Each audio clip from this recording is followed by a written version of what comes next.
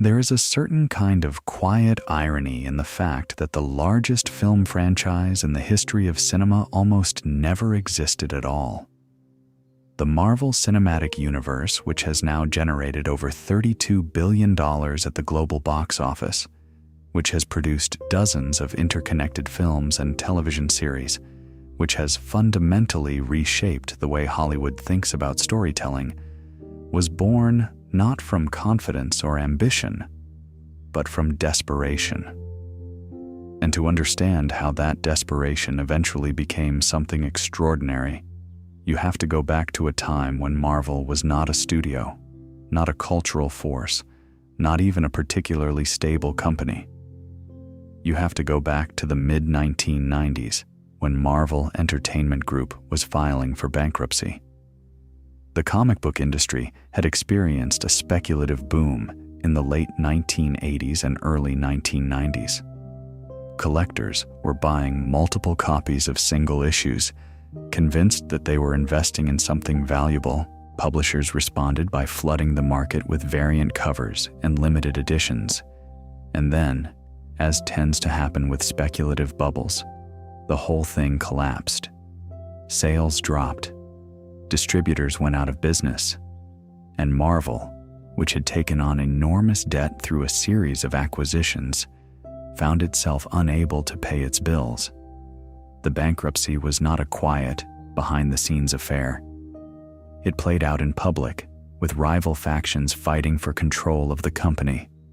On one side was Ronald Perlman, the financier who had acquired Marvel in 1989, and whose aggressive acquisition strategy had contributed to the company's financial collapse. On the other was Carl Icahn, the corporate raider who bought up Marvel's debt and sought to take control. The struggle went on for years, through courtrooms and boardrooms, while the creative side of the company, the writers and artists who actually made the comics, watched anxiously from the sidelines. The people who had created Spider-Man, the X-Men, the Avengers, and hundreds of other characters had no say in whether the company that published their work would survive. It was during this turbulent period that Marvel Studios, originally known as Marvel Films, was formally established on December 7, 1993. The man behind it was Avi Arad, a toy industry executive who had joined Marvel and believed that the company's characters had enormous potential on screen. But believing in that potential and actually realizing it were two very different things. Marvel did not have the money to produce its own films. It did not have the infrastructure. It did not have relationships with major distributors. What it had were characters. And so, out of necessity, Marvel began licensing those characters to other studios. The X-Men went to 20th Century Fox. Spider-Man went to Sony Pictures. The Punisher went to Lionsgate. Blade went to New Line Cinema. The Hulk went to Universal. One by one, Marvel's most recognizable properties were handed to studios that had the resources to actually make films. And those studios did make films. Blade arrived in 1998 and surprised everyone by earning over $130 million worldwide. X-Men followed in 2000, grossing nearly $300 million and proving that a team of Marvel characters could carry a major summer blockbuster. And then, in 2002, Spider-Man arrived and earned over $800 million at the global box office. It was an enormous number. It proved beyond any doubt that Marvel characters were capable of generating hundreds of millions of dollars in revenue. But here is the part that mattered most to the people at Marvel. Of all that money, of all those hundreds of millions of dollars generated by characters that Marvel had created and nurtured for decades, Marvel itself received only a small fraction. The licensing fees were modest compared to the profits the studios were earning. Spider-Man made Sony rich. X-Men made Fox rich. And Marvel, the company that had created these characters in the first place, remained financially fragile. It was a situation that could not continue indefinitely. Someone would eventually look at those numbers and realize that if Marvel could find a way to produce its own films, the economics would be transformed entirely. That someone turned out to be a man named David Maisel. Maisel joined Marvel in 2003 as the chief operating officer of Marvel Studios, and he brought with him a vision that was, at the time, genuinely audacious. He wanted Marvel to stop licensing its characters to other studios and instead produce its own films. Marvel would retain creative control. Marvel would keep the profits. Marvel would build a brand not just as a comic book publisher, but as a film studio in its own right. The problem, of course, was money. Marvel did not have the capital to self-finance a slate of films. So Maisel came up with a plan. He would secure outside financing by using Marvel's own character rights as collateral. If the films failed, the lenders could take the characters. It was a genuine gamble, and Maisel pitched it directly to Ike Perlmutter, the notoriously frugal businessman who controlled Marvel Entertainment. The meeting took place at Mar-a-Lago, and Perlmutter, who was known for his reluctance to spend money on anything he considered unnecessary, agreed. In 2005, the deal was finalized. Merrill Lynch provided a revolving credit facility of $525 million secured against the film rights to a slate of Marvel characters. These were not the most famous characters in Marvel's roster. Spider-Man, the X-Men, and the Fantastic Four were all still licensed to other studios. The characters Marvel had available were the ones nobody else had wanted badly enough to license. Iron Man, Captain America, Thor, the Hulk, though his distribution rights remained complicated. The Avengers. At the time, very few people outside of dedicated comic book readers could have told you much about Iron Man or Thor. They were not household names. They were not the characters that children dressed up as for Halloween. They were, in Hollywood's estimation, the B-list. And yet these were the characters that Marvel would use to build the largest franchise in film history.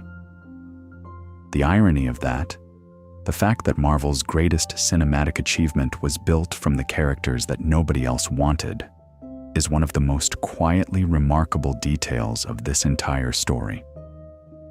Marvel now had the money to make its own films. It had a slate of characters to work with. But it still needed someone to decide what those films would actually look like, how they would connect to one another, and what kind of stories they would tell.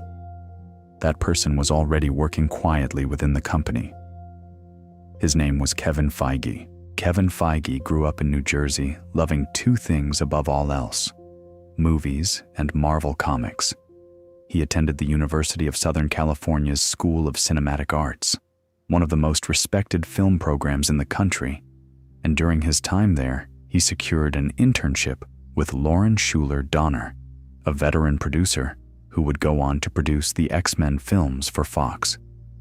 That internship turned into a working relationship, and when Fox began developing X-Men in the late 1990s, Feige was brought on as a liaison from the Marvel side. He was young, he was enthusiastic, and he had an encyclopedic knowledge of Marvel's characters and their histories that proved invaluable during production. Avi Arad noticed. Here was someone who understood both the creative side of filmmaking and the vast interconnected mythology that Marvel had been building in its comics for decades.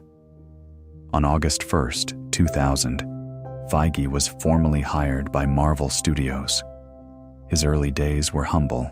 The offices were small, located inside a building that also housed a kite-making company in New York City. The resources were limited, but Feige was patient, and he was watching. He was watching how other studios handled Marvel characters, noting what worked and what did not, and he was beginning to form ideas about how things could be done differently. For several years, Feige worked in the background, serving as a producer or executive producer on various Marvel films being made by other studios. He worked on the Spider-Man films, the X-Men sequels, Daredevil, Elektra, and the Fantastic Four films. Some of these were successful, some were not. But through all of them, Feige was accumulating an understanding of what audiences responded to, and perhaps more importantly, what they found disappointing. He was learning that audiences cared about the characters first. The action and the spectacle mattered, but they mattered less than whether the audience believed in and cared about the person inside the suit. In May of 2006, Avi Arad resigned from his day-to-day role at Marvel Studios, and Kevin Feige assumed full creative control over the studio's development slate. It was a pivotal moment, though it may not have seemed like one at the time. Feige was not yet a household name. He was not giving keynote speeches or appearing on magazine covers. He was a quiet, thoughtful producer who wore a baseball cap to nearly every meeting and who spoke about Marvel characters with the kind of affectionate specificity that only someone who had genuinely loved them since childhood could manage. The first major decision Feige faced was choosing which character would anchor Marvel Studios' first self-produced film. The obvious choices were not available. Spider-Man was at Sony. The X-Men were at Fox. The Fantastic Four were also at Fox. Of the characters Marvel had retained, none were particularly famous outside of comic book circles. But Feige believed that Iron Man, the story of a brilliant but self-destructive weapons manufacturer who builds a suit of armor and transforms himself into a hero, had the potential to be something special. The character had a compelling arc built right into his origin story. He was flawed, he was funny, and he was human in a way that made him relatable even when he was doing impossible things. The next decision was casting, and this is where the story becomes genuinely interesting. Jon Favreau, the director Marvel had hired to helm Iron Man, wanted Robert Downey Jr. for the role of Tony Stark. Now, Robert Downey Jr. in 2006 was not the Robert Downey Jr. the world knows today. He was a talented actor whose career had been derailed by well-publicized struggles with substance abuse. He had been arrested, he had served time, and he had spent years rebuilding his reputation through smaller roles. Many people at Marvel were nervous about the choice. The studio was betting everything on its first film, and attaching an actor with Downey's history felt like an unnecessary risk on top of an already enormous gamble. But Favreau was insistent, and his argument was persuasive. He believed that Downey's real-life journey, his fall from grace and subsequent recovery, mirrored Tony Stark's arc so closely that the performance would carry an authenticity no other actor could provide. Stark was a man who had everything, lost his way, and found redemption through building something greater than himself. Downey had lived a version of that story. In September of 2006, Robert Downey Jr. was officially cast as Tony Stark. Filming began on March 12, 2007, at the former Howard Hughes Company soundstages in Playa Vista, Los Angeles. There is something fitting about that location. Howard Hughes was himself a brilliant, eccentric billionaire with a passion for aviation and technology. The echoes between Hughes and Tony Stark were not lost on anyone involved. The production used a combination of practical effects and computer-generated imagery. Stan Winston Studios built the physical Iron Man suits, crafting them with the kind of meticulous detail that Winston was famous for. It would be one of the last major projects that Stan Winston worked on before his death in June of 2008, a loss that was felt deeply across the film industry. There is a story that has been told many times about the expectations for Iron Man. A board member reportedly told David Maisel that they would be happy if the film simply broke even at the box office, because the real money would come from toy sales. It is a revealing comment because it shows how modest the ambitions were, at least in some quarters. Not everyone at Marvel was imagining a cinematic universe. Some people were imagining a modest hit that would sell action figures. The film opened on May 2nd, 2008, and it did not merely break even. Its opening weekend in the United States exceeded $100 million. Audiences loved it. Critics praised it. Robert Downey Jr.'s performance was singled out as something genuinely special, a combination of charisma, vulnerability, and comedic timing that elevated the entire film. Much of the dialogue was partially improvised, with Favreau encouraging a loose, naturalistic style that made the conversations between characters feel lived in rather than scripted. The scene where Pepper Potts helps Tony replace his arc reactor and they share an awkward, intimate moment over the glowing device in his chest was emblematic of this approach. It felt real in a way that superhero films rarely managed, because the actors were being given room to find the truth in their interactions rather than simply delivering lines. The film also benefited from a villain who, while not the most memorable in the franchise's history, served the story's thematic needs effectively. Jeff Bridges played Obadiah Stane, Tony's mentor and business partner, who is secretly selling weapons to terrorists. Stane represented the world Tony was leaving behind, the world of arms dealing and moral compromise, and his betrayal forced Tony to confront the consequences of his former life. The final battle between Iron Man and Ironmonger was perhaps the least interesting part of the film, a common criticism of MCU films that would persist throughout the franchise. The endings often defaulted to large-scale battles that felt less compelling than the character work that preceded them. But by the time the battle arrived, audiences were already invested in Tony Stark the person, and that investment carried them through. By the end of its theatrical run, Iron Man had grossed approximately $585 million worldwide. It was a hit by any measure, and it was proof that the self-financing model could work. But there was one more thing, one small scene tucked after the credits that most audiences were not expecting. Tony Stark returns to his home and finds a man standing in the shadows.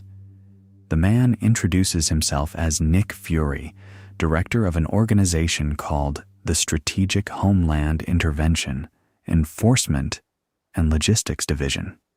He is played by Samuel L. Jackson. And he says something that, at the time, sounded almost impossibly ambitious.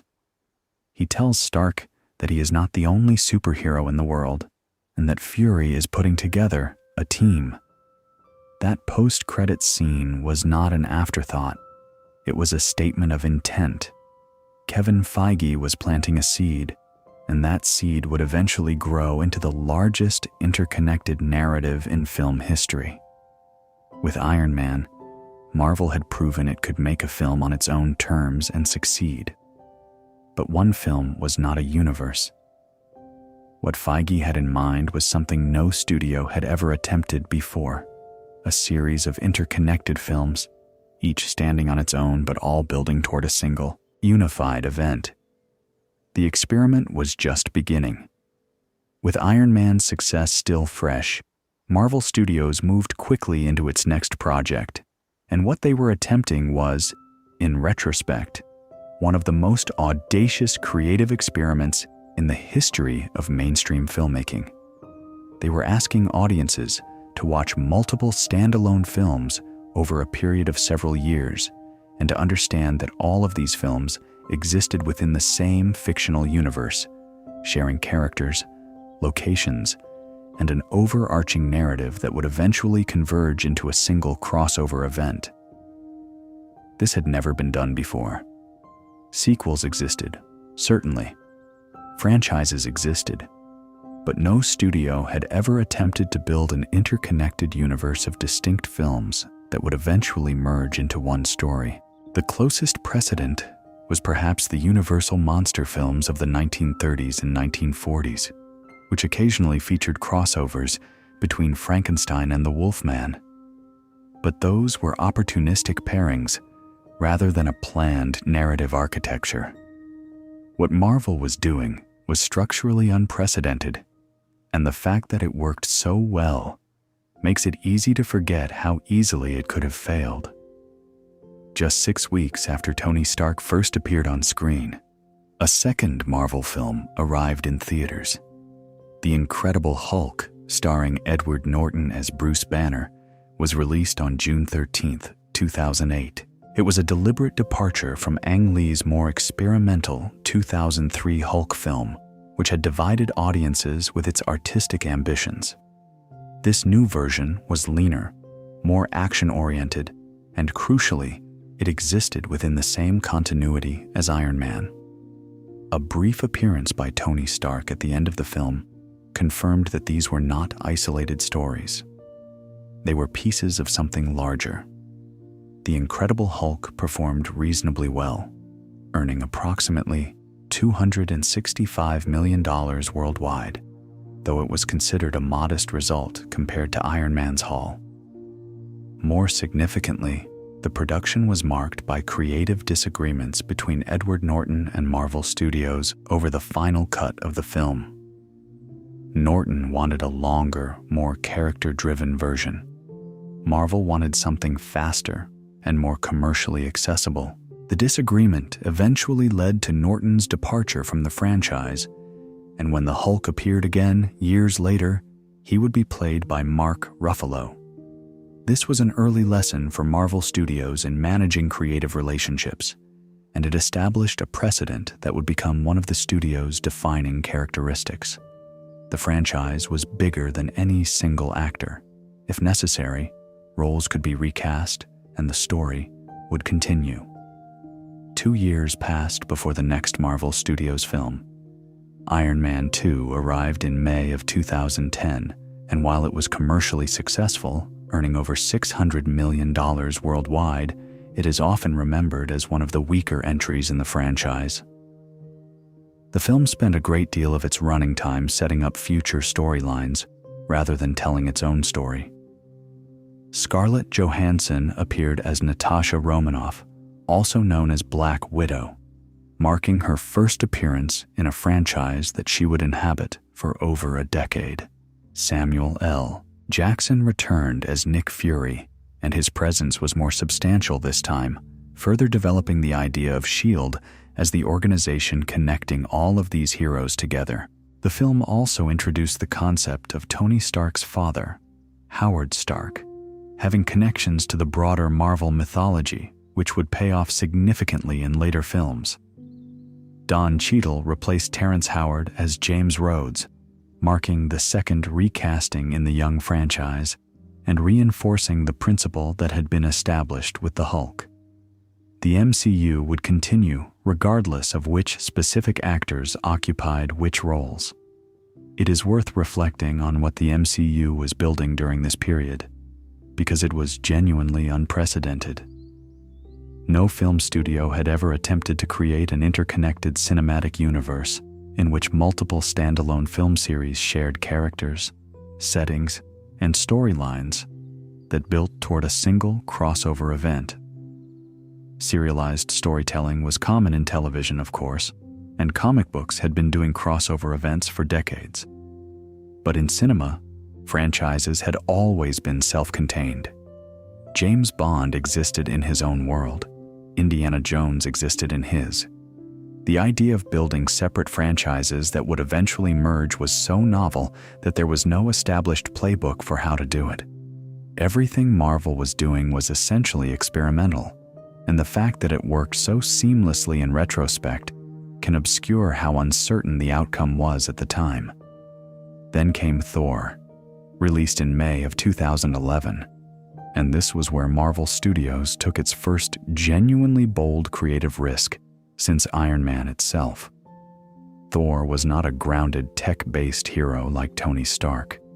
He was a god from another realm, a character rooted in Norse mythology who carried a magical hammer and traveled between worlds via a rainbow bridge. The potential for absurdity was enormous. Kenneth Branagh, a director best known for his Shakespearean adaptations, was hired to bring a sense of grandeur and familial drama to the material. And it worked, largely because Branagh treated the relationship between Thor and his brother Loki with the same seriousness he would bring to a production of Henry V. Chris Hemsworth brought a warmth and physical presence to Thor that made the character feel real, despite the fantastical setting. And Tom Hiddleston's portrayal of Loki became one of the franchise's most enduring performances. Thor also introduced the Tesseract, a glowing blue cube that would later be revealed as one of the 6 Infinity Stones, objects of immense power that would become the connective tissue for the entire first saga of the MCU. Just 2 months after Thor, Captain America, the first Avenger, arrived in July of 2011. Directed by Joe Johnston, who had previously made The Rocketeer, this was a period piece set during World War II. It told the story of Steve Rogers, a frail young man from Brooklyn who volunteers for an experimental military program and is transformed into a super soldier. Chris Evans, who had previously played the Human Torch in Fox's Fantastic Four films, was cast as Rogers, and his performance captured something essential about the character. Rogers was not defined by his powers or his physical strength. He was defined by his moral clarity, his refusal to stand by while others were bullied or oppressed. The film ended with Rogers being frozen in ice and waking up in the present day, a man out of time. And the Tesseract, which had appeared in Thor, played a central role in the story, further weaving the films together. It is worth pausing here to note something that happened between Thor and Captain America. On December 31st, 2009, the Walt Disney Company completed its acquisition of Marvel Entertainment for approximately $4 billion. At the time, some analysts questioned whether Disney was overpaying. $4 billion was a significant sum, even for a company of Disney's size.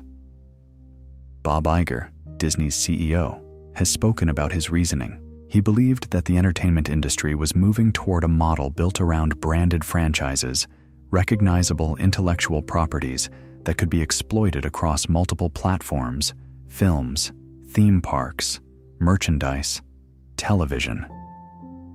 Marvel's library of over 5,000 characters represented an almost inexhaustible supply of stories and IP. The acquisition gave Marvel Studios access to Disney's vast distribution network, its marketing resources, its consumer products division, and its theme park infrastructure. It also gave Marvel something less tangible, but equally important: stability. Marvel Studios no longer needed to worry about financing individual films through complicated deals with outside lenders. It had the full backing of the largest entertainment company in the world. Within a decade, the MCU alone would generate more than $25 billion in worldwide box office revenue, a return on investment that made the $4 billion purchase price look like one of the great bargains in the history of corporate acquisitions. The characters that Marvel had once been forced to sell off during its darkest days were now anchoring the most profitable film franchise ever created. Phase 1 of the MCU now consisted of 5 films: Iron Man, The Incredible Hulk, Iron Man 2, Thor, and Captain America, the first Avenger. Together, they had established a roster of heroes, seeded a mythology around the Infinity Stones, and built an interconnected narrative through S.H.I.E.L.D. and Nick Fury. The combined worldwide box office for these 5 films was approximately $3.8 billion. But all of this, every character introduction, every post-credits tease, every carefully planted seed, was building toward a single event: the Avengers. The Avengers was released on May 4th, 2012, directed by Joss Whedon, a writer and director who had earned a devoted following through his work on Buffy the Vampire Slayer and Firefly. Whedon was chosen because of his ability to juggle ensemble casts and because he understood how to balance humor with genuine emotional stakes. The challenge before him was unprecedented. No studio had ever attempted to bring together the lead characters of 4 separate film franchises into a single movie: Iron Man, Captain America, Thor, and the Hulk, along with Black Widow and a new character, Hawkeye, played by Jeremy Renner, would share the screen for the first time, fighting against Loki, who had become the franchise's most compelling villain. The result was extraordinary. The Avengers earned over $1.5 billion at the worldwide box office, a number that placed it among the highest-grossing films of all time. Critics praised Whedon's script for giving each character a distinct voice and for finding genuine humor in the interactions between these very different personalities. The scene where the Hulk ragdolls Loki across a floor, the banter between Stark and Rogers, the slow-motion shot of the team assembled for the first time during the Battle of New York, these became iconic moments not just within the franchise, but within popular culture broadly. And then, after the credits, the team sat in a destroyed shawarma restaurant eating in silence. It was a small, funny, human moment, and it captured something essential about what made the MCU work. These films were not just about spectacle. They were about people, complicated and funny and flawed people, who happened to have extraordinary abilities. The shawarma scene became one of the most discussed post-credits moments in film history, and it reinforced the idea that staying through the credits of a Marvel film was not optional. It was part of the experience. The Avengers changed everything. It proved that the shared universe model was not merely viable, but historic. Other studios immediately began trying to replicate what Marvel had done, and most of them would fail because they mistook the mechanics for the magic. The magic was not in connecting films together. The magic was in making audiences care about the characters first, then giving them the thrill of seeing those characters interact. Phase 1 had assembled the team. The question now was whether Marvel could sustain this momentum, expand its roster, and begin building toward something even larger. The Infinity Saga had only just begun. If you are finding this journey through the history of the MCU to be a comfortable companion for your evening, you might consider subscribing to this channel. There is always more to explore, and these stories have a way of unfolding that rewards patience and attention. Phase 2 of the Marvel Cinematic Universe began with Iron Man 3 on May 3, 2013, and it would be defined by a willingness to experiment. Where Phase 1 had been about establishing characters and proving the shared universe concept, Phase 2 was about testing how far the formula could stretch. Could Marvel films be more than just superhero stories? Could they be mysteries, comedies, political thrillers, and heist films that happened to feature characters in costumes? Iron Man 3 was directed by Shane Black, a screenwriter and director known for his work on Lethal Weapon and Kiss Kiss Bang Bang. Black brought a noir sensibility to the material, setting much of the film during Christmas and giving Tony Stark a vulnerability that went beyond physical danger. In the aftermath of the Battle of New York, Stark was suffering from anxiety attacks and sleeplessness, a surprisingly grounded response to having fought an alien invasion. The film also featured the Mandarin twist, in which the seemingly fearsome terrorist villain was revealed to be an actor hired to play a role. The twist divided audiences sharply. Some found it clever and subversive, others felt cheated. But the conversation itself was valuable. It demonstrated that Marvel was willing to take risks with audience expectations, even when those risks made some fans uncomfortable. Thor: The Dark World followed in November of 2013 and it is widely considered one of the least successful creative outings in the MCU. The villain, Malekith the Dark Elf, lacked the depth and charisma of Loki. The plot, involving a substance called the Ether that turned out to be another Infinity Stone, felt overly complicated without being compelling. The film earned over $600 million worldwide, a number that would be impressive for nearly any other franchise, but felt routine for Marvel. The most enduring contribution of Thor, the Dark World to the MCU, was probably a post-credits scene in which the Ether was delivered to a character called the Collector, played by Benicio del Toro. It was a quiet moment that expanded the mythology of the Infinity Stones and pointed toward future events, but the film itself struggled to find its identity, caught between the Shakespearean grandeur of the first Thor and a darker, more action-oriented approach that never quite came together. And then, in April of 2014, everything changed. Captain America. The Winter Soldier was released, and it was a revelation. Directed by Anthony and Joe Russo, two brothers whose previous work had been primarily in television comedy, the film was structured not as a superhero story, but as a 1970s-style political conspiracy thriller. Steve Rogers discovers that S.H.I.E.L.D., the organization he has been working for, has been infiltrated by Hydra, the same organization he fought during World War II. The people he trusted were the enemy. The institutions he believed in were corrupt, and the Winter Soldier, the mysterious assassin sent to kill him, turned out to be Bucky Barnes, his best friend from childhood, who'd been brainwashed and weaponized. The Winter Soldier revitalized Captain America as a character. In the first film, Rogers had been a man of simple moral clarity in a simpler time.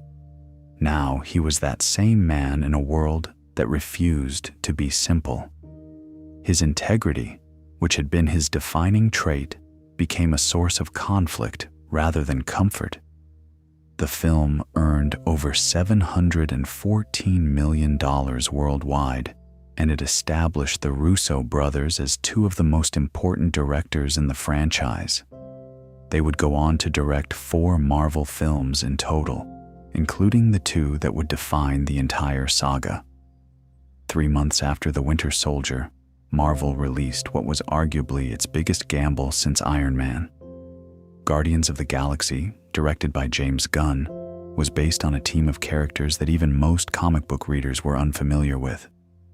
The roster included a sarcastic human, a green-skinned assassin, a muscular alien who took everything literally, a talking raccoon, and a sentient tree whose entire vocabulary consisted of 3 words. There were no established fan bases to draw from. There was no built-in audience recognition. Everything about the project sounded like it should not work. It worked spectacularly. Guardians of the Galaxy earned over $773 million worldwide and became one of the most beloved entries in the entire MCU. Gunn's script balanced irreverent humor with genuine emotional depth, particularly in the relationship between Peter Quill and the memory of his mother. The opening scene, in which a young Peter sits by his dying mother's bedside, was devastatingly effective at establishing the emotional foundation upon which the entire film would be built. Everything that followed, the humor, the action, the absurdity of a talking raccoon and a sentient tree, was grounded by that initial moment of raw human grief. The film's soundtrack, a mixtape of 1970s pop songs that Peter's mother had given him, became a cultural phenomenon in its own right. The Awesome Mix, Volume 1, as it was labeled in the film, reached number 1 on the Billboard 200 chart, the first film soundtrack consisting entirely of previously released songs to achieve that distinction in years. Songs including Hooked on a Feeling, Come and Get Your Love, and OOH Child experienced massive spikes in sales and streaming after the film's release. The soundtrack was not merely background music. It was a narrative device, a physical cassette tape within the story that connected Peter to his mother and to the Earth he had been taken from as a child. Every time a song played, it reminded the audience that beneath the alien landscapes and cosmic battles was a story about loss, about nostalgia, and about the objects we carry with us to stay connected to the people we have loved and lost. The concept of music as emotional connective tissue became one of the Guardians franchise's defining characteristics, and it established a template that other films, both within and outside the MCU, would attempt to emulate. Groot's gentle sacrifice near the film's climax, protecting his companions by wrapping them in his own body at the cost of his life, and Rocket's devastated reaction demonstrated that Gunn understood something essential about audience engagement. People do not become emotionally invested in spectacle. They become emotionally invested in characters. And the more unlikely the character, the more powerful the emotional payoff when the audience realizes they care about them. A talking raccoon weeping over a pile of twigs should not make you feel anything. But in Gunn's hands, it was one of the most moving moments in the entire MCU. Groot and Rocket, the tree and the raccoon, became instantly iconic. Groot's repeated declaration, "I am Groot," delivered with varying inflections by Vin Diesel, became one of the most quoted lines in the franchise. And Rocket, voiced by Bradley Cooper, with a rough, wounded quality that hinted at pain beneath the sarcasm, became a character whose emotional journey would be fully explored in later films. Guardians proved something that was immensely valuable for Marvel's future. Audiences did not need to know the characters going in. If the story was told well, if the characters were funny and real and vulnerable, people would show up. The lesson was clear. It was never about the name recognition. It was always about the storytelling. Avengers. Age of Ultron arrived in May of 2015, and it was a more complicated affair than its predecessor. Joss Whedon returned to direct, but the experience was markedly different from the first Avengers. The scope was larger, the cast was bigger, and the narrative demands of the shared universe had grown considerably. The film introduced several new characters who would become important to the franchise's future. Aaron Taylor Johnson and Elizabeth Olsen appeared as Pietro and Wanda Maximoff, twins who had been experimented on by Hydra using the Mind Stone. Wanda, the Scarlet Witch, possessed reality-altering powers that the franchise would explore in depth over the following years. And Vision, an artificial being brought to life by a combination of Tony Stark's technology, the Mind Stone, and Thor's lightning, arrived as one of the MCU's most unique characters, a being struggling to understand what it means to be alive. Paul Bettany, who had previously voiced Stark's AI assistant Jarvis, stepped into the physical role, bringing a gentle curiosity to the character that would make his eventual relationship with Wanda one of the franchise's most emotionally resonant storylines. But Age of Ultron also showed the strain of operating within an increasingly complex shared universe. Whedon has spoken publicly about his exhaustion during production and about the tension between his creative vision and the franchise's need to set up future stories. The film sometimes felt like it was serving two masters, trying to be both a satisfying, self-contained story and a bridge to the next phase of the MCU. Scenes were added to accommodate franchise needs. Other scenes that Whedon considered essential were cut. The director later described the experience as one that took a significant personal toll, and he would not return for another MCU project. Despite these challenges, the film earned approximately $1.4 billion worldwide, a remarkable sum by any standard that would have been the crowning achievement of virtually any other franchise. But measured against the first Avengers, The critical response was more muted. The film worked, but it worked harder than it should have had to, and the seams occasionally showed. Phase 2 concluded with Ant-Man in July of 2015. The project had a famously troubled development history that became one of the most discussed behind-the-scenes stories in the MCU's history. Edgar Wright, the visionary director behind Shaun of the Dead, Hot Fuzz, and Scott Pilgrim vs. the World, had been developing Ant-Man for years, predating the MCU itself. Wright's version of the film was highly personal and distinctively stylized, reflecting the same kinetic visual energy that characterized all of his work. But as the MCU grew, the franchise's requirements increasingly conflicted with Wright's creative vision.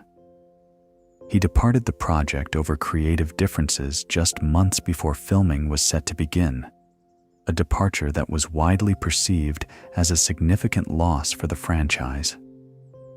Peyton Reed stepped in to direct, and the resulting film was lighter and more comedic than most MCU entries, with traces of Wright's influence still visible in some of its more inventive sequences.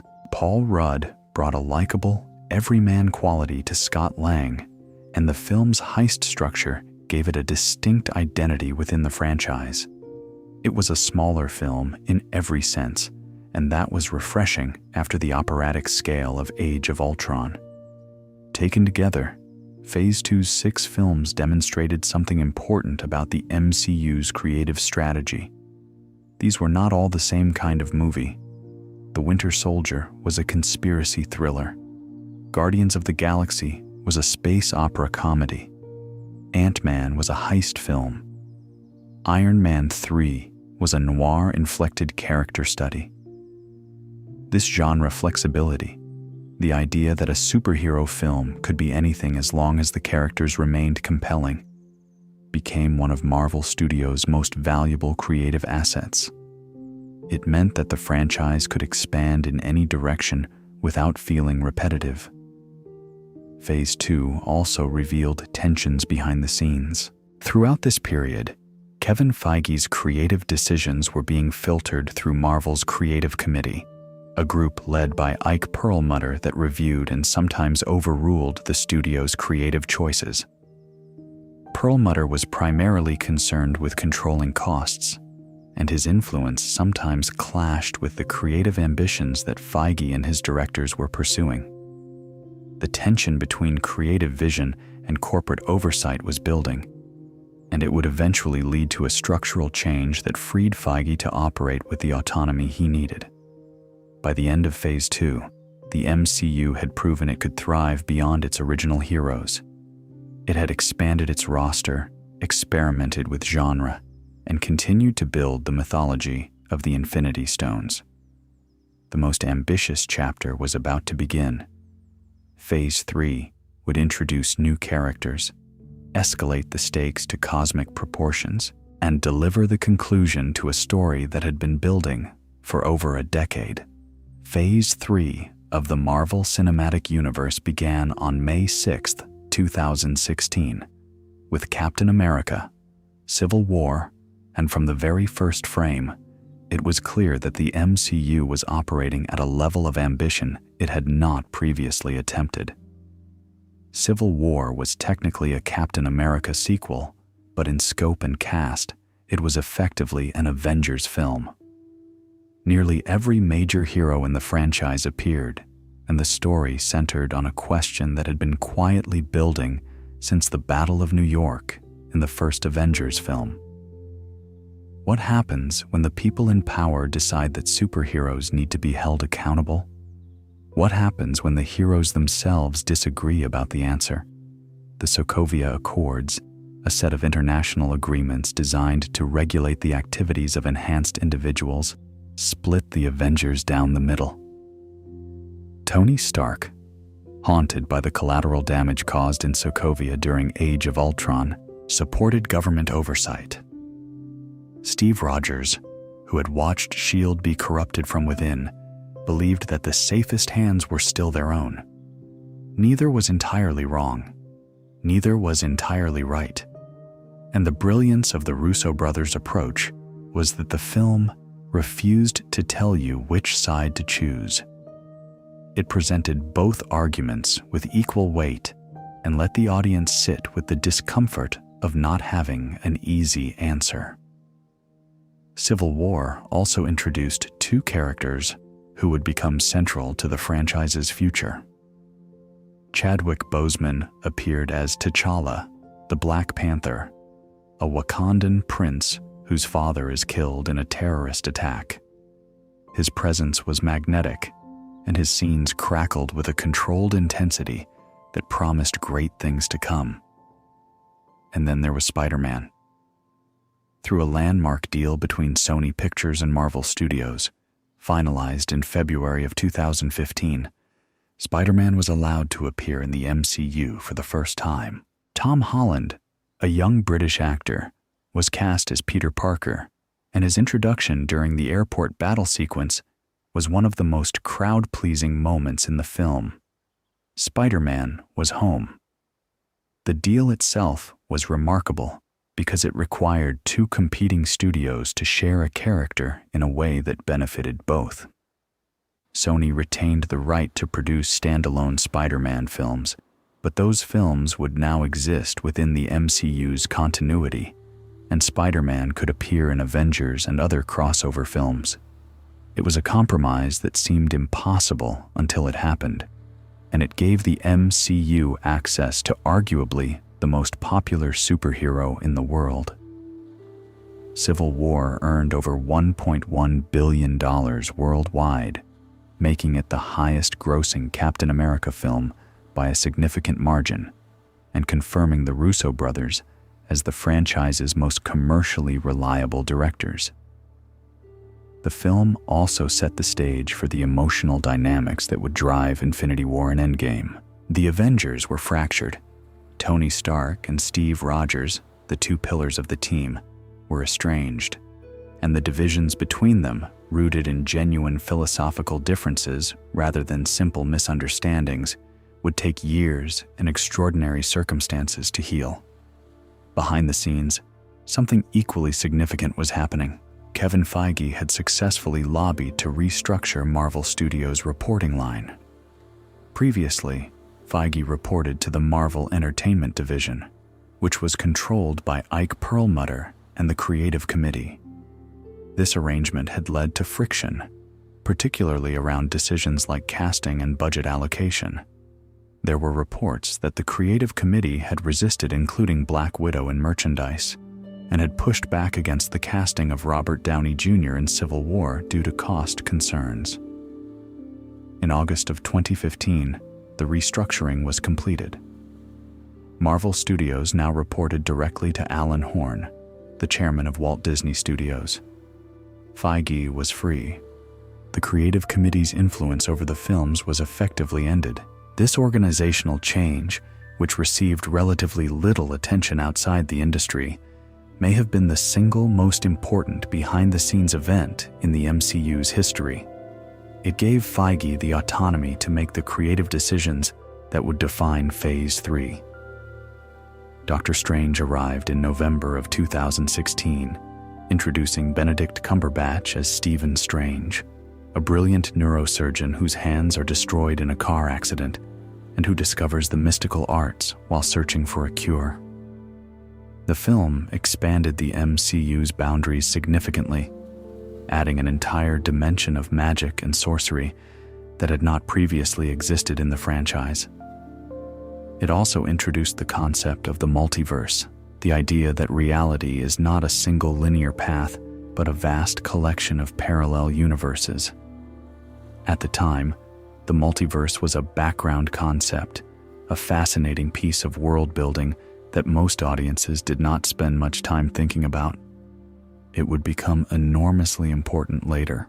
Guardians of the Galaxy Volume 2 followed in May of 2017, and James Gunn used the sequel to dig deeper into the emotional lives of his characters. The central story concerned Peter Quill's relationship with his father, Ego, a celestial being played by Kurt Russell, who turns out to be less benevolent than he initially appears. But the emotional heart of the film was the relationship between the sisters Gamora and Nebula, and the surrogate family that the Guardians had become for each other. Gunn's willingness to slow down and let his characters feel things, to let moments of tenderness and grief sit alongside the jokes and action sequences, gave the film a richness that elevated it beyond a typical sequel. Spider-Man: Homecoming arrived in July of 2017, and it took a notably different approach from the previous Spider-Man film series. Director John Watts drew heavily from the John Hughes films of the 1980s, treating Peter Parker's story primarily as a coming-of-age tale, set in a high school that happened to exist in a world with superheroes. Tom Holland's performance was energetic and endearing, capturing the awkwardness and earnestness of a teenager trying to prove himself worthy of the mantle he had been given. Michael Keaton's portrayal of the Vulture provided the film with a grounded, sympathetic villain whose motivations were understandable even when his actions were not.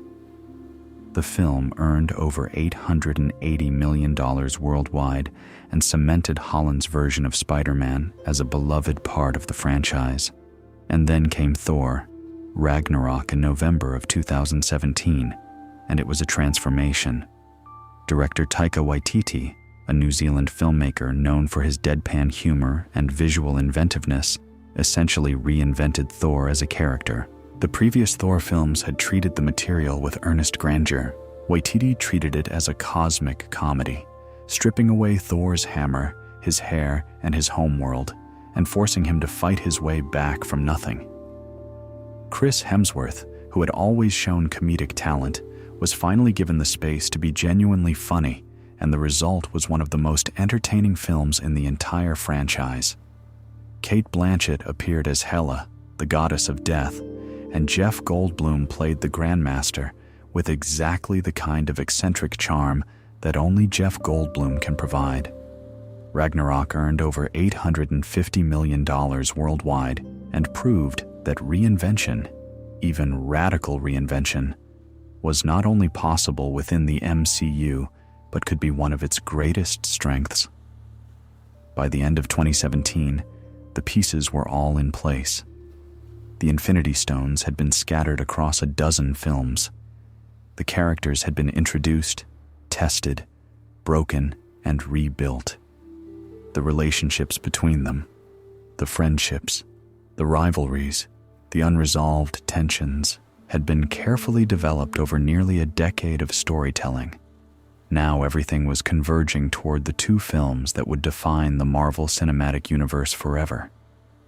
Before the convergence could happen, there was one more film that needed to arrive, and it would prove to be something far more significant than anyone, even the people who made it, fully anticipated.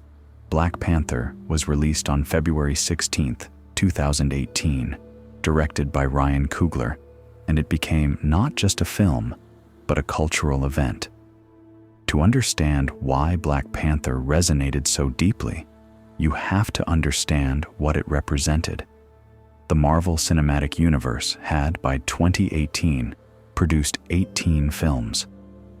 The vast majority of them had been led by white male characters.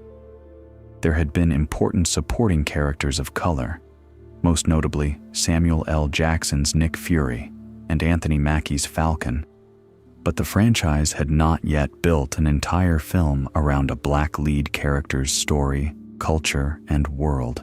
Black Panther changed that, and it did so not by simply inserting a black character into the existing MCU framework, but by building an entirely new world from the ground up. Coogler was an inspired choice for the film. He had directed Fruitvale Station and Creed, two films that demonstrated an extraordinary ability to find emotional depth in stories about strength and vulnerability. His approach to Black Panther was not to make a superhero film that happened to feature African characters, but to make an African film that happened to exist within the superhero genre. He traveled to Africa during pre-production, visiting South Africa and South Korea, locations that would feature prominently in the film. he assembled a creative team that included many Black artists and technicians, an intentional decision that ensured the film's cultural authenticity would be embedded in every level of its production. Coogler's vision for Wakanda was meticulous and deeply considered. Wakanda was presented as an African nation that had never been colonized, a place where advanced technology and ancient tradition coexisted in harmony. The production design drew from a wide range of African cultures, and the result was a visual world that felt both fantastical and grounded in real cultural traditions. The costumes, designed by Ruth E. Carter, won the Academy Award for Best Costume Design.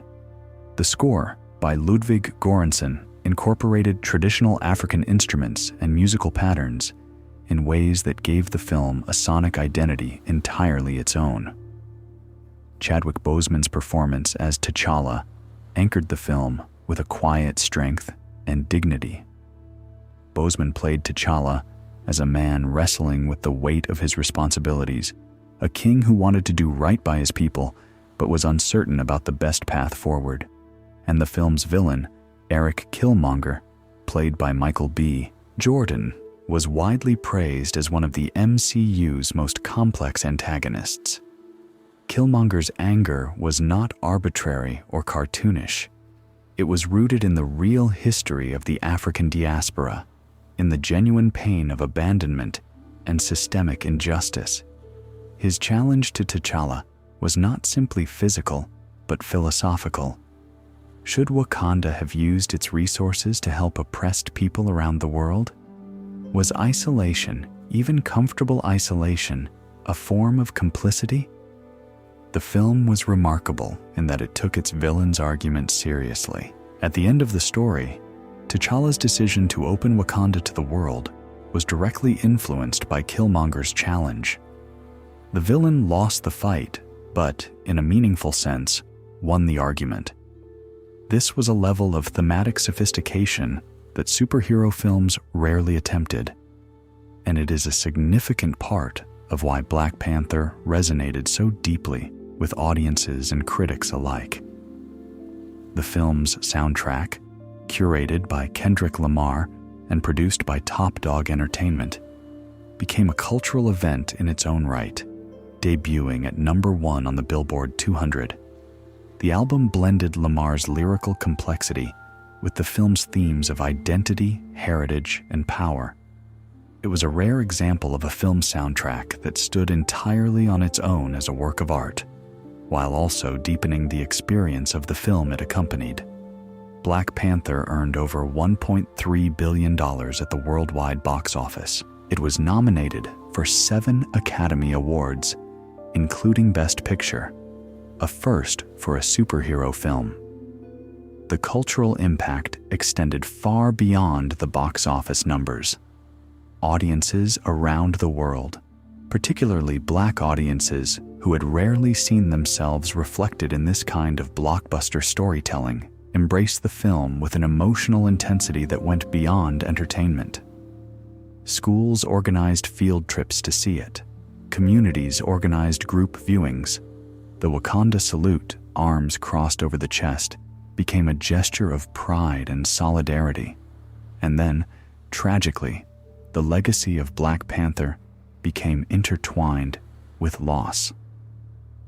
Chadwick Boseman continued working through a private battle with colon cancer, a diagnosis he received in 2016.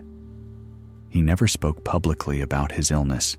He continued appearing in films, continued performing, continued carrying the weight of a character and a movement that meant so much to so many people.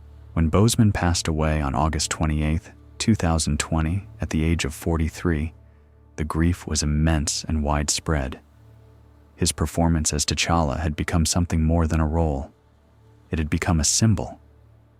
And the way he had carried that symbol, with grace and strength and quiet determination, even while fighting for his own life, added a layer of meaning to everything he had done on screen.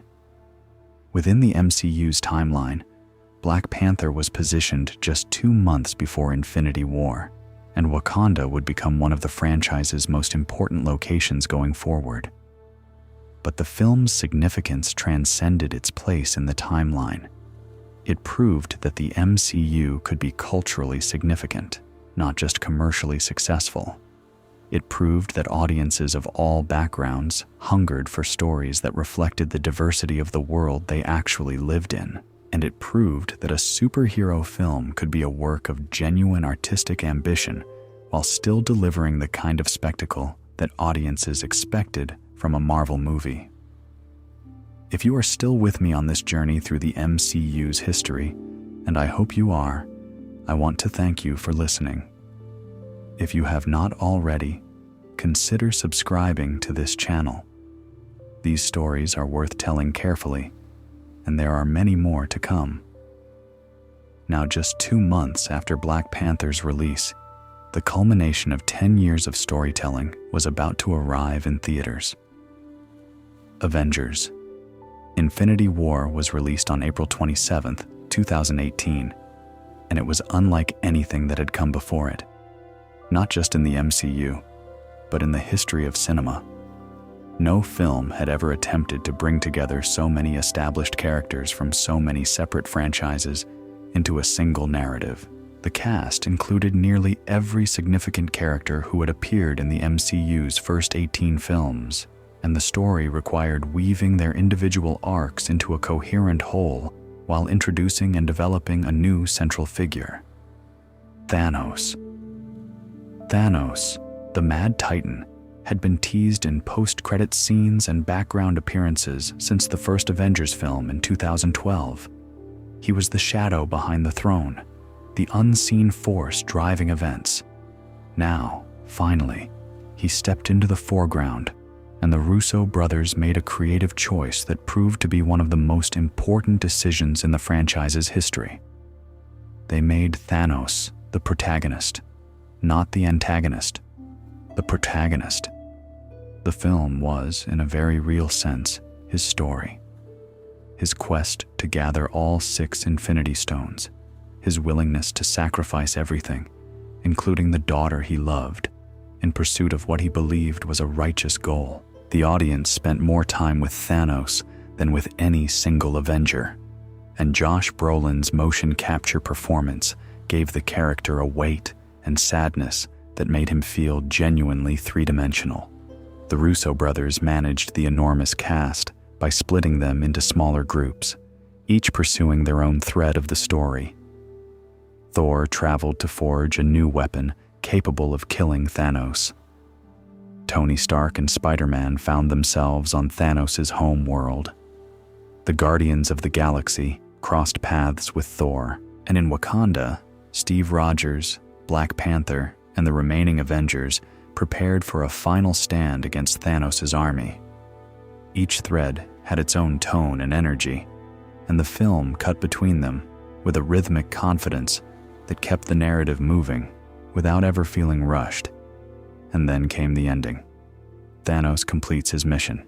He gathers all 6 Infinity Stones, snaps his fingers, and half of all life in the universe dissolves into dust. Characters that audiences had spent years growing attached to simply vanished. Spider-Man clinging to Tony Stark, saying he did not want to go. Black Panther, newly crowned king, fading away in front of his own people. The Guardians, one by one, disappearing. The film ended not with a triumphant victory, but with silence and loss. The heroes had failed. The villain had won, and the credits rolled. Audiences sat in theaters in stunned silence. Some people cried. Some people laughed nervously, unable to process what they had just watched. The film earned over $2 billion at the worldwide box office, a number that reflected both the enormous anticipation and the overwhelming emotional response. Infinity War was not a fun film. It was a devastating one, and its ending, the fact that the story simply stopped without resolution, created the most potent narrative tension the franchise had ever produced. Everyone who watched it needed to know what happened next. It is worth pausing to appreciate what the Russo brothers and screenwriters Christopher Marcus and Stephen McFeely accomplished with Infinity War, because the challenge was genuinely without precedent.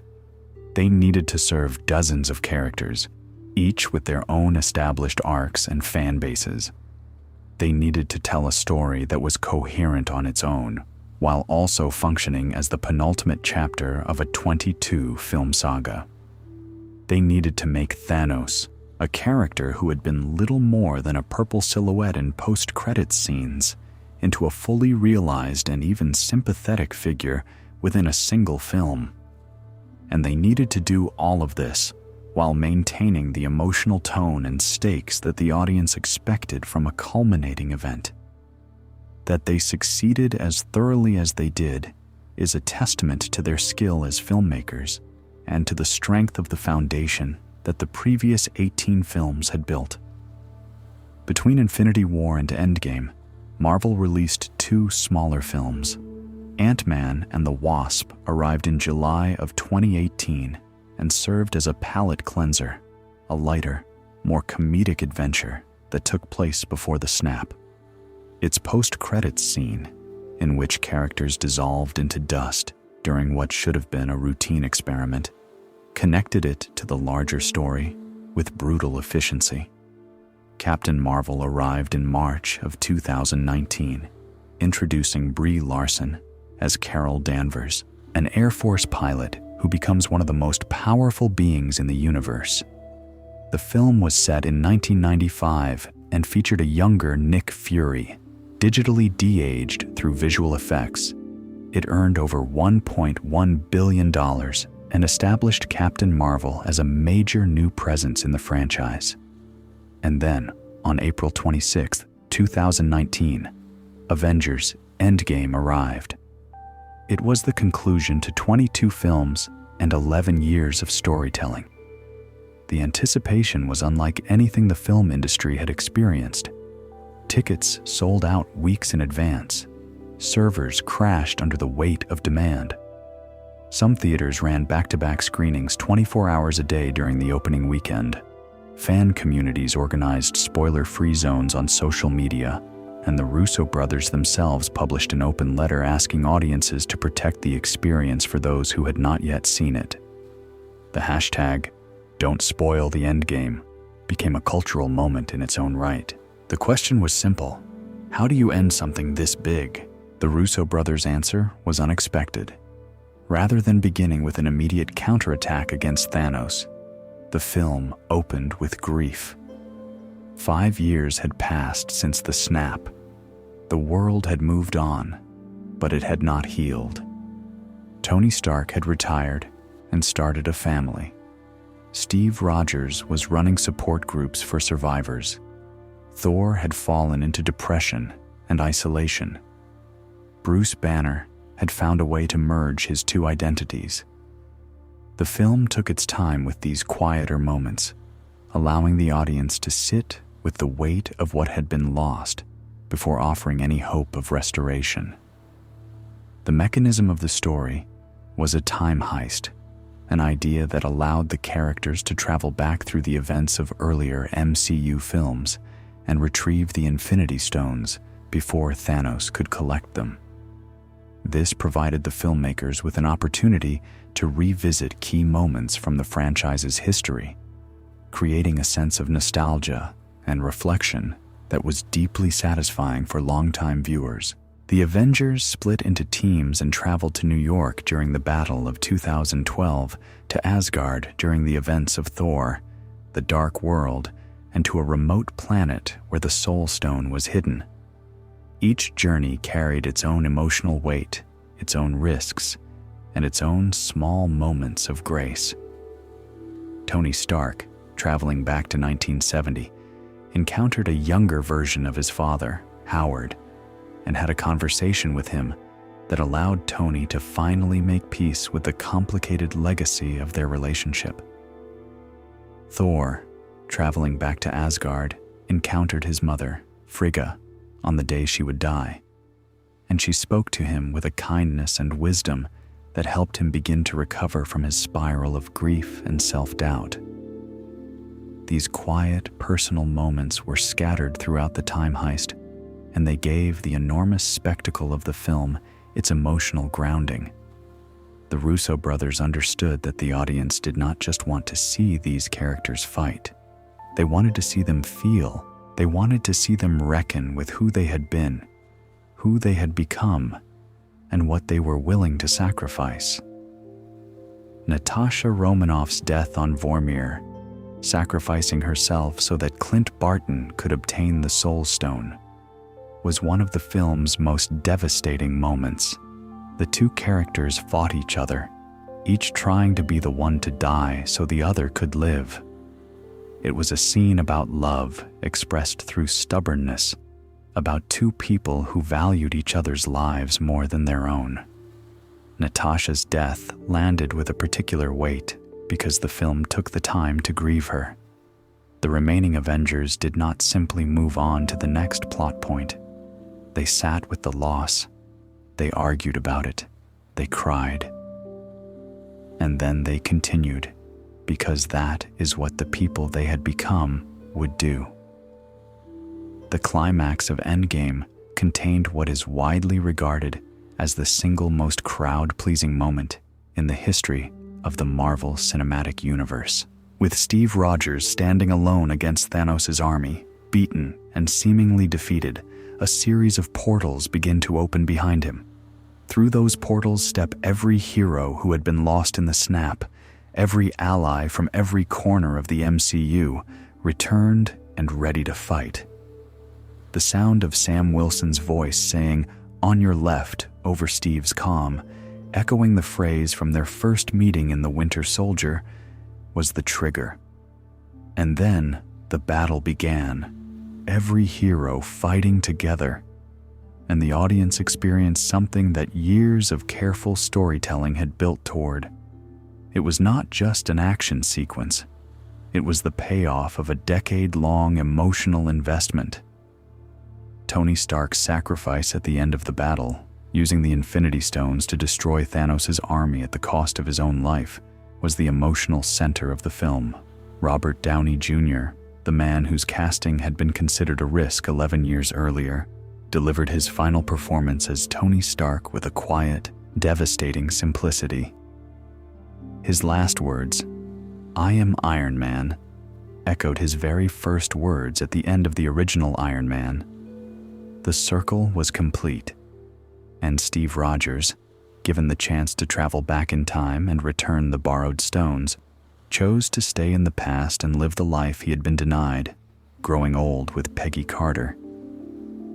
In the film's final image, an elderly Steve Rogers passes his shield to Sam Wilson, signaling that the legacy would continue even as the original generation stepped aside. Avengers: Endgame earned approximately $2,799 million at the worldwide box office. For a brief period, it was the highest-grossing film of all time, before Avatar reclaimed the title following a re-release in China in 2021. The film's emotional impact extended far beyond its commercial performance. People wept openly in theaters. Social media was flooded with reactions from audiences processing the loss of Tony Stark and the farewell to Steve Rogers. For many viewers, these were not simply fictional characters. They were companions who had been part of their lives for over a decade. Losing them felt, in a very real and personal way, like losing someone. The MCU had achieved something extraordinary. It had made billions of people care about characters deeply enough that their fictional deaths carried genuine emotional weight. The Phase 3 era, taken as a whole, represented the MCU at the peak of its powers. Across 11 films released between 2016 and 2019, the franchise earned a combined total of approximately $13 billion at the worldwide box office. But the numbers, as impressive as they are, do not fully capture what Phase 3 accomplished. It told a complete story, a story that began with heroes in conflict and ended with heroes in sacrifice. A story that rewarded patience and attention and emotional investment. It was, in many ways, the most ambitious narrative experiment in the history of commercial filmmaking. Spider-Man: Far From Home served as the epilogue to the Infinity Saga, dealing with the aftermath of Tony Stark's death and Peter Parker's grief, while also moving the franchise forward into its next era.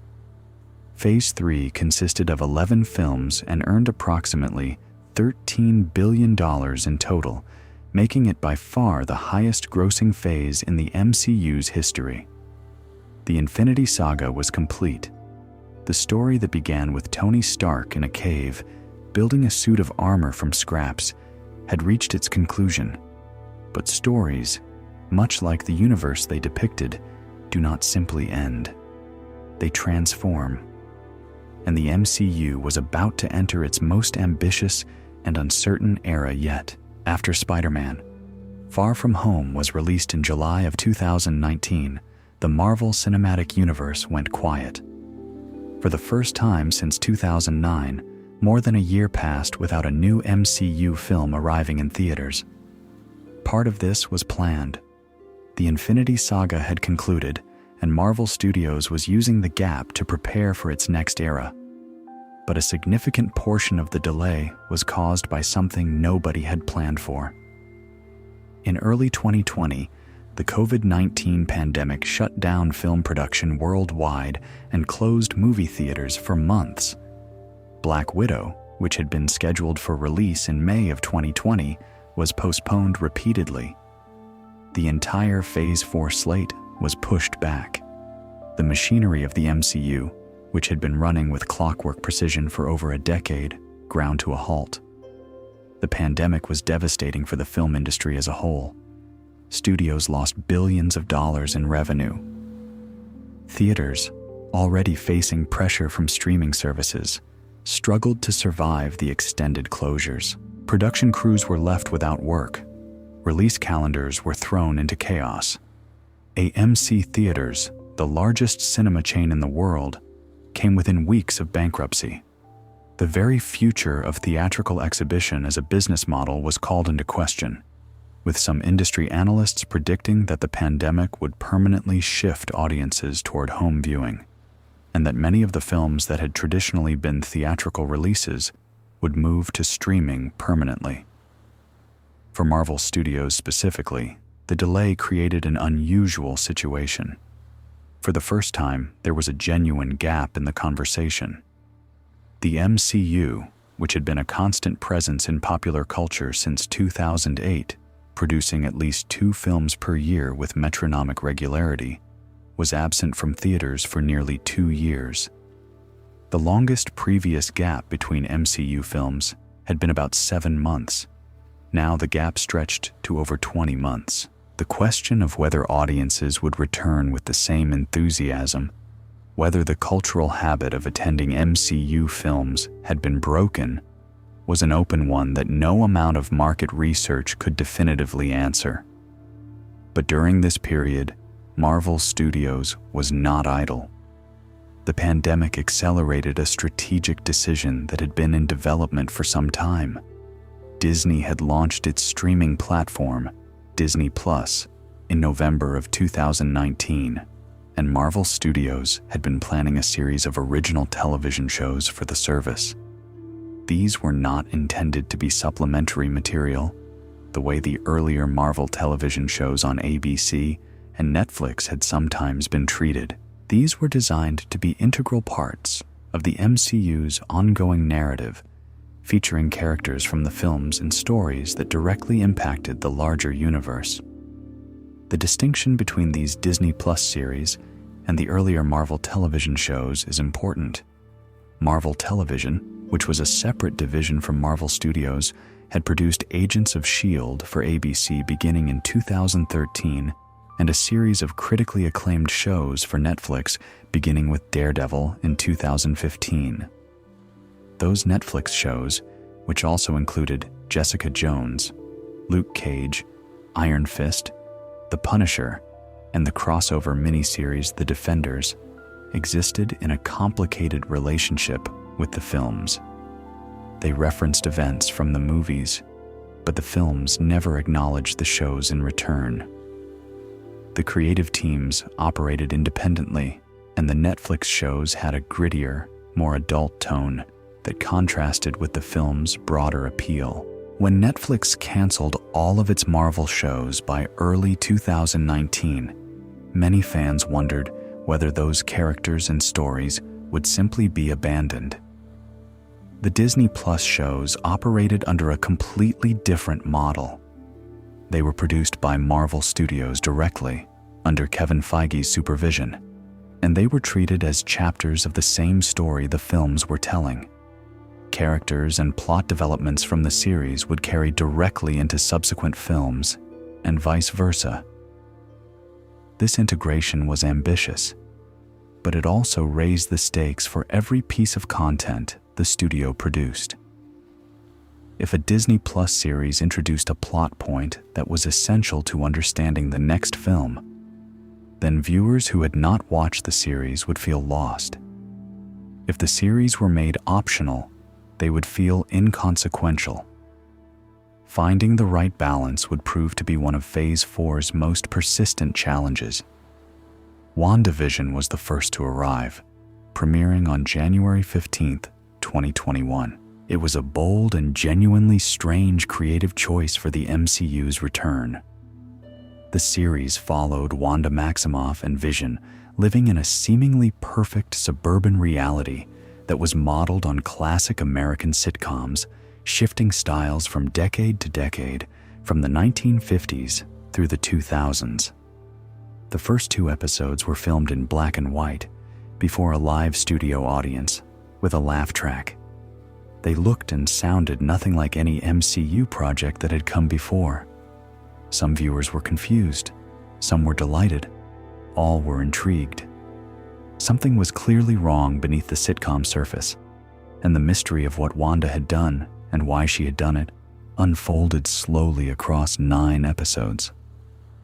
As the series progressed and the sitcom veneer began to crack, the reality of Wanda's situation became clear. She had, in her grief over Vision's death, unconsciously created an entire pocket reality where she could live the life she had been denied: a home, a partner, children, normalcy. The series was, at its heart, a meditation on grief so profound that it literally warps reality. Elizabeth Olsen's performance was widely praised as the finest work she had done in the franchise, revealing depths to the character that the films had only hinted at. The line, "What is grief if not love persevering," spoken by Vision, became one of the most quoted pieces of dialogue in the MCU's history. For a franchise built on action and spectacle, WandaVision was remarkably intimate, and its willingness to be genuinely experimental demonstrated that the Disney Plus format could be used for creative risks that the films might not be able to take. The Falcon and the Winter Soldier followed in March of 2021, exploring Sam Wilson's reluctance to take up Captain America's shield and the complicated legacy of the super soldier serum. Loki premiered in June of 2021, and it proved to be one of the most consequential pieces of MCU storytelling since Endgame.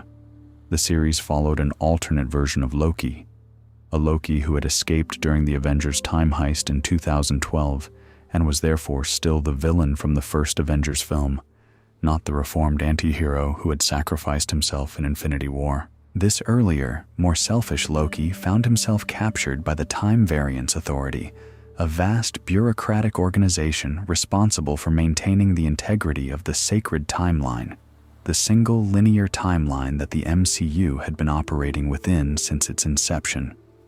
The TVA was a fascinating creation, a retro-futuristic organization that blended the aesthetics of 1970s government offices with the cosmic absurdity of an agency that pruned entire timelines out of existence for deviating from their prescribed path. Owen Wilson appeared as Mobius, a TVA agent who served as Loki's guide and eventual friend, and Sophia DiMartino appeared as Sylvie, a female variant of Loki from another timeline whose determination to destroy the TVA drove the central plot.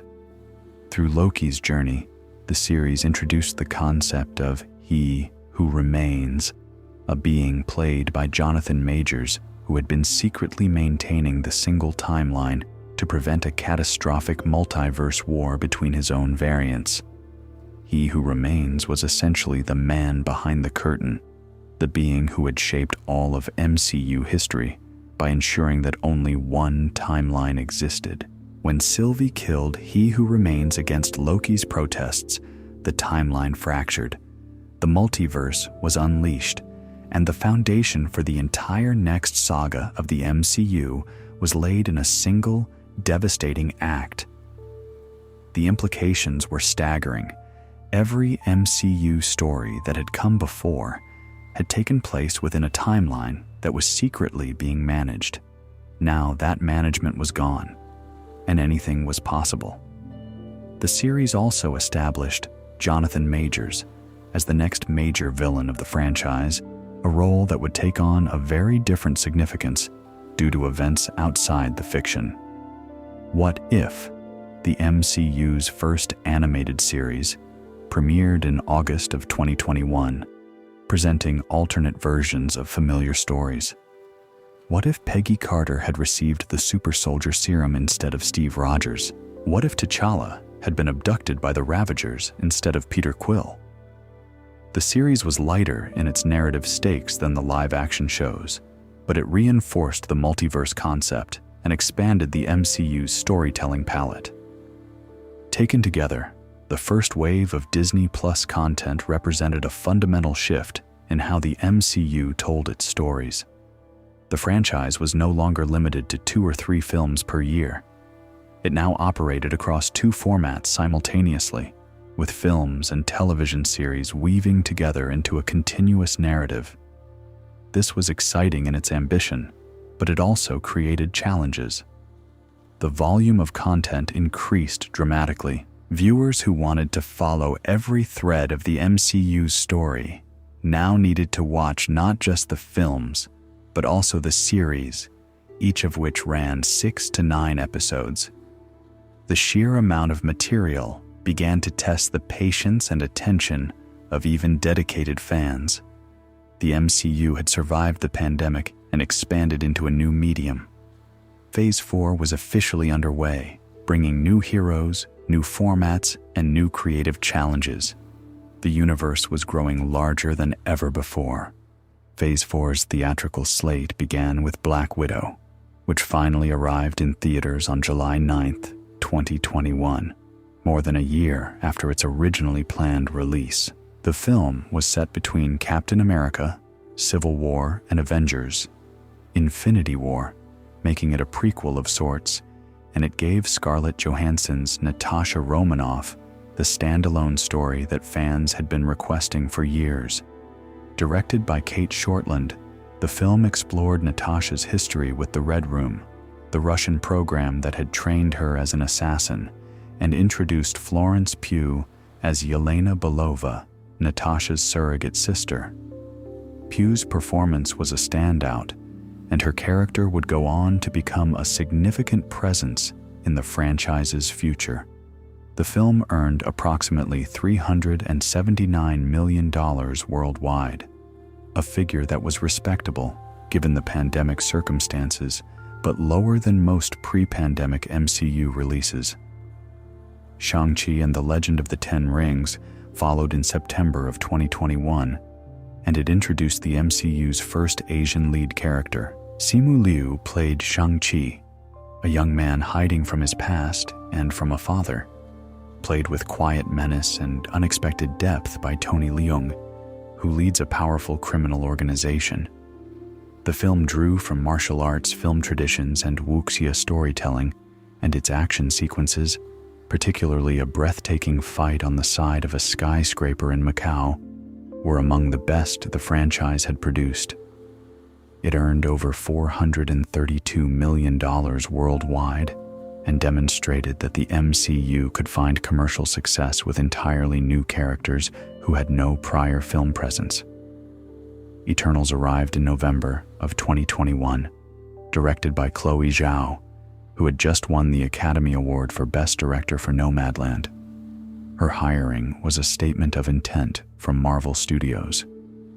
Zhao was known for a naturalistic filmmaking style that favored real locations over sound stages, long takes over rapid editing, and contemplative character study over action spectacle. She was, in many ways, the antithesis of a typical blockbuster director, and her presence behind the camera suggested that the MCU was serious about expanding the kinds of stories it could tell.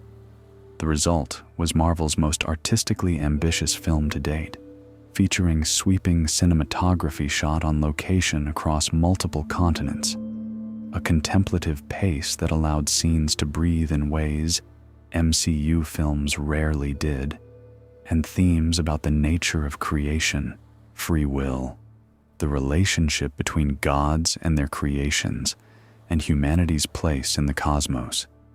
The film followed a group of immortal beings who had been living on Earth for 7,000 years, secretly guiding human civilization while waiting for instructions from the Celestials, the cosmic beings who created them. The cast was one of the most diverse in blockbuster history, featuring actors from a wide range of ethnicities and nationalities, and it included the MCU's first deaf superhero, Makari, played by Lauren Ridloff, and the MCU's first openly gay hero, Phastos, played by Brian Tyree Henry. The reception was polarized. Some critics and audiences admired its visual beauty and thematic ambition. Others found it slow, overstuffed with characters, and disconnected from the rest of the MCU. It earned approximately $402 million worldwide, making it one of the lower-grossing MCU films, and it remains one of the franchise's most debated entries, a film that some consider a brave artistic experiment and others consider a noble failure. And then, in December of 2021, the multiverse that Loki had unleashed arrived in spectacular fashion. Spider-Man: No Way Home, directed by John Watts, brought together all three cinematic Spider-Men.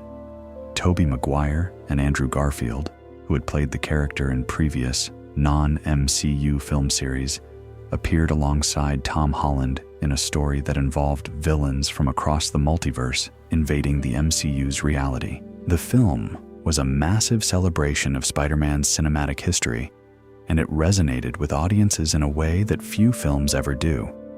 Alfred Molina returned as Dr. Octopus, Willem Dafoe returned as the Green Goblin, and Jamie Foxx returned as Electro, each reprising roles from previous Spider-Man franchises. The fact that these characters could appear in the same film, interacting with a different version of Spider-Man than the one they had originally fought, was only possible because of the multiverse framework that Loki had established. No Way Home was more than a nostalgic celebration, though. At its core, it was a story about sacrifice and the consequences of trying to help people. Peter Parker's decision to ask Doctor Strange to make the world forget he was Spider-Man, and the cascading catastrophe that followed, forced the character to confront the gap between his good intentions and their unintended consequences. The film's ending, in which Peter asks Strange to make everyone forget he ever existed, erasing his relationships with MJ, Ned, and everyone else he loves, was genuinely heartbreaking. Tom Holland's performance in those final scenes carried a weight and maturity that elevated the entire film. It earned approximately $1.9 billion worldwide, making it one of the highest-grossing films of all time, and by far the most commercially successful entry in Phase 4. The success of No Way Home demonstrated something important. Audiences were not fatigued by the MCU itself. They were selective about which MCU projects they would show up for. A film that delivered the right combination of emotional stakes, beloved characters, and narrative ambition could still generate the kind of cultural event that the franchise had been known for. The following year brought 3 more Phase 4 films. Doctor Strange in the Multiverse of Madness, released in May of 2022, was directed by Sam Raimi, who had directed the original Tobey Maguire Spider-Man trilogy. Raimi brought a horror-tinged sensibility to the material, with Wanda Maximoff, now the Scarlet Witch, serving as the film's antagonist in a story that explored the multiverse's infinite possibilities. Thor. Love and Thunder arrived in July of 2022, reuniting Taika Waititi with Chris Hemsworth for a story that introduced Natalie Portman's Jane Foster as a new Thor, while dealing with a villain called Gore the God Butcher, played by Christian Bale. The film's reception was more divided than Ragnarok's had been, with some feeling that the comedic tone had been pushed too far. It earned approximately $760 million worldwide. Phase 4's theatrical run concluded with Black Panther, Wakanda Forever in November of 2022, and the film carried an emotional weight that went beyond its narrative. Chadwick Boseman's death had left a void that the franchise could not fill by recasting the role. The decision not to recast T'Challa was announced by Feige shortly after Boseman's passing, and it was a choice that reflected both respect for Boseman's performance and an understanding that some roles become so deeply intertwined with the actor who plays them that replacing them would feel like a violation. Director Ryan Coogler chose instead to make the film about grief itself, about an entire nation mourning its king and struggling to find a way forward without the leader who had defined their identity. The production was, by all accounts, an emotionally challenging experience for everyone involved. The cast and crew were grieving a friend and colleague while making a film about that very grief. Letitia Wright's Shuri stepped into a larger role, and the character's journey from resistance to acceptance became the film's emotional spine. The film also introduced Tenoch Huerta as Namor, the ruler of an underwater kingdom called Talocan, a civilization inspired by Mesoamerican cultures that provided a visual and narrative counterpoint to Wakanda. Namor was portrayed not as a simple villain, but as a leader with legitimate grievances and a fierce desire to protect his people, continuing the MCU's tradition, established in the first Black Panther, of creating antagonists whose motivations are understandable even when their methods are not. The film earned approximately $859 million worldwide, but its most powerful moments were the ones that acknowledged, directly and without artifice, the real loss that had occurred. The opening sequence, a silent tribute to Boseman, and the closing montage set to a song about enduring through grief, were among the most emotionally raw minutes the MCU had ever produced. Running alongside these films was a steady stream of Disney Plus series. Hawkeye, which premiered in November of 2021, gave Jeremy Renner's Clint Barton a Christmas-set adventure alongside Haley Steinfeld's Kate Bishop. Moon Knight, premiering in March of 2022, introduced Oscar Isaac as a man struggling with dissociative identity disorder who becomes the avatar of an Egyptian moon god. Ms. Marvel, premiering in June of 2022, introduced Iman Vellani as Kamala Khan, a Pakistani-American teenager from New Jersey who gains superpowers and happens to be the MCU's biggest fan. She-Hulk, Attorney at Law, premiering in August of 2022, was a legal comedy starring Tatiana Maslany that deliberately broke the fourth wall and acknowledged the tropes of the franchise it existed within. The volume of content in Phase 4 was unprecedented. 7 theatrical films, numerous television series, and a pair of television specials.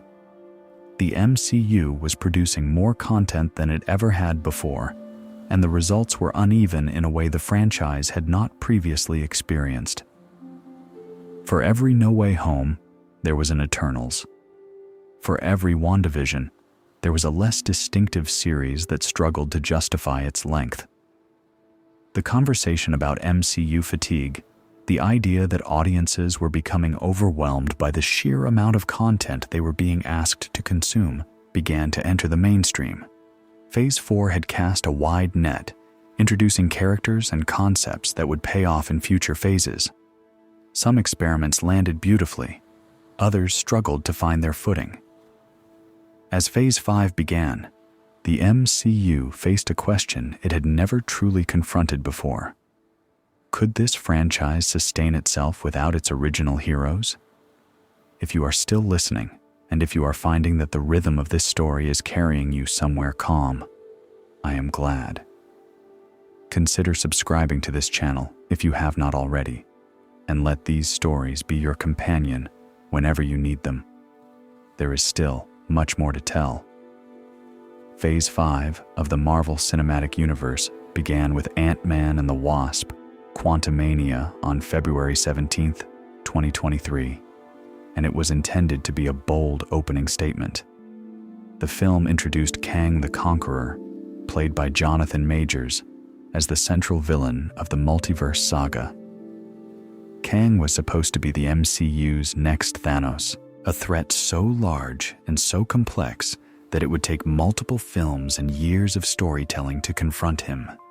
Majors delivered a commanding performance, bringing an intensity and physicality to the role that suggested he was more than capable of carrying the weight of a saga-level villain.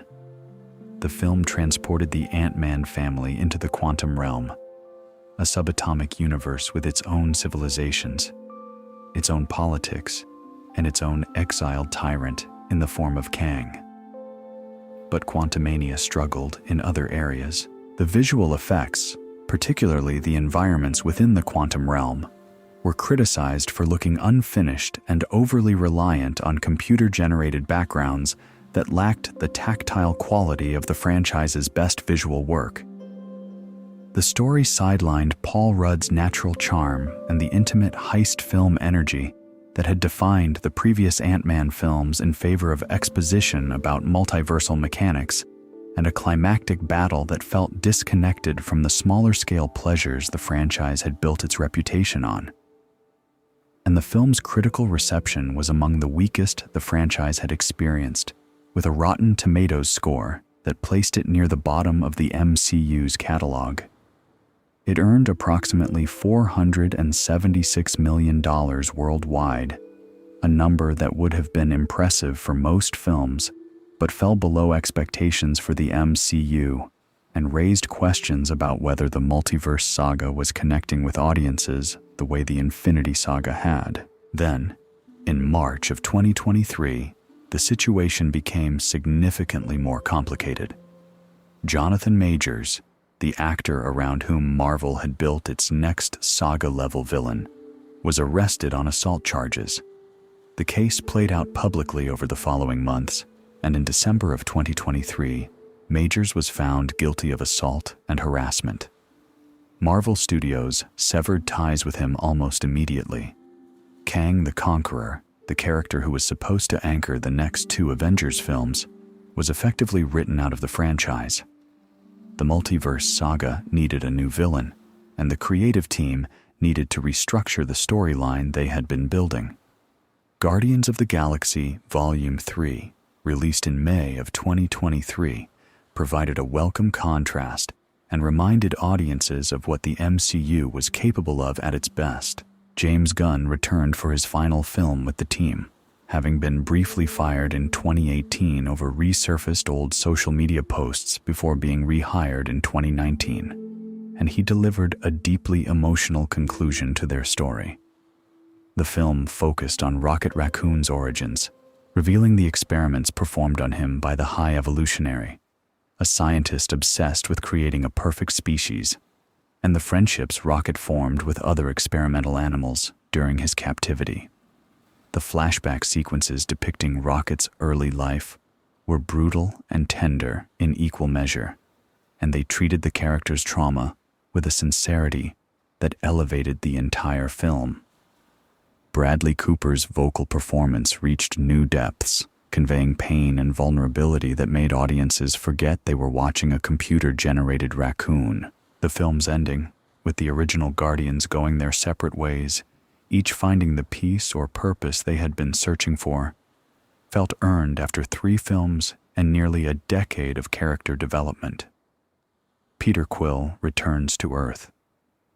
Gamora, a variant who does not share the memories of the Gamora Peter loved, chooses her own path. Rocket becomes the captain of the new Guardians. Groot, Drax, Mantis, Nebula, each gets a resolution that honors their individual journey. The final shot, with Rocket leading a new team set to a new mixtape, was a fitting farewell to one of the MCU's most beloved ensembles. It earned approximately $845 million worldwide and was widely praised as one of the best MCU films of the post-Endgame era. A reminder that emotional authenticity and genuine artistic vision could still flourish within the franchise framework.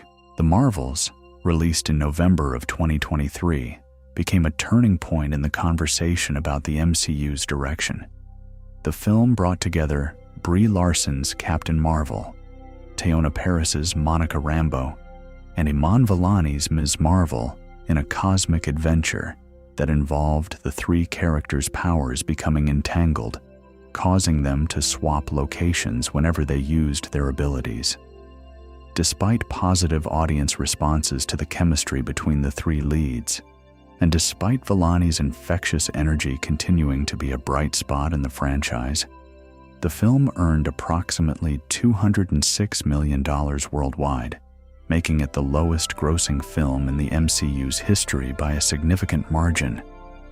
The number was sobering, and it prompted extensive analysis within the industry and among fans. Several factors likely contributed. The film's release came during a period of documented audience fatigue with the franchise. Its predecessor, Captain Marvel, had been a divisive film despite its commercial success, and some of the audience that had showed up for that film did not return. The requirement to have watched both a film and a Disney Plus series to fully understand the characters' relationships may have been a barrier for casual viewers. And the film's marketing campaign struggled to communicate a compelling reason to see it in theaters rather than waiting for it to arrive on streaming. Whatever the combination of causes, The Marvels was a wake-up call.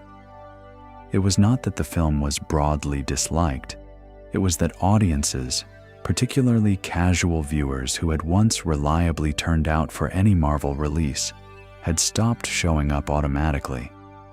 The era of guaranteed billion-dollar MCU openings was over. Trust, once freely given, now had to be re-earned. Deadpool and Wolverine arrived in July of 2024, and it provided a massive course correction that demonstrated the MCU was still capable of generating genuine cultural excitement. Ryan Reynolds returned as Deadpool, the foul-mouthed, fourth-wall-breaking mercenary who had been the star of two successful Fox films that existed entirely outside the MCU. Hugh Jackman reprised his role as Wolverine, the character he had played across 9 X-Men films spanning over 2 decades, a tenure that had made his portrayal one of the most iconic in superhero cinema history. Jackman had seemingly retired from the role after 2017's Logan, a film that served as a devastating and definitive farewell to the character.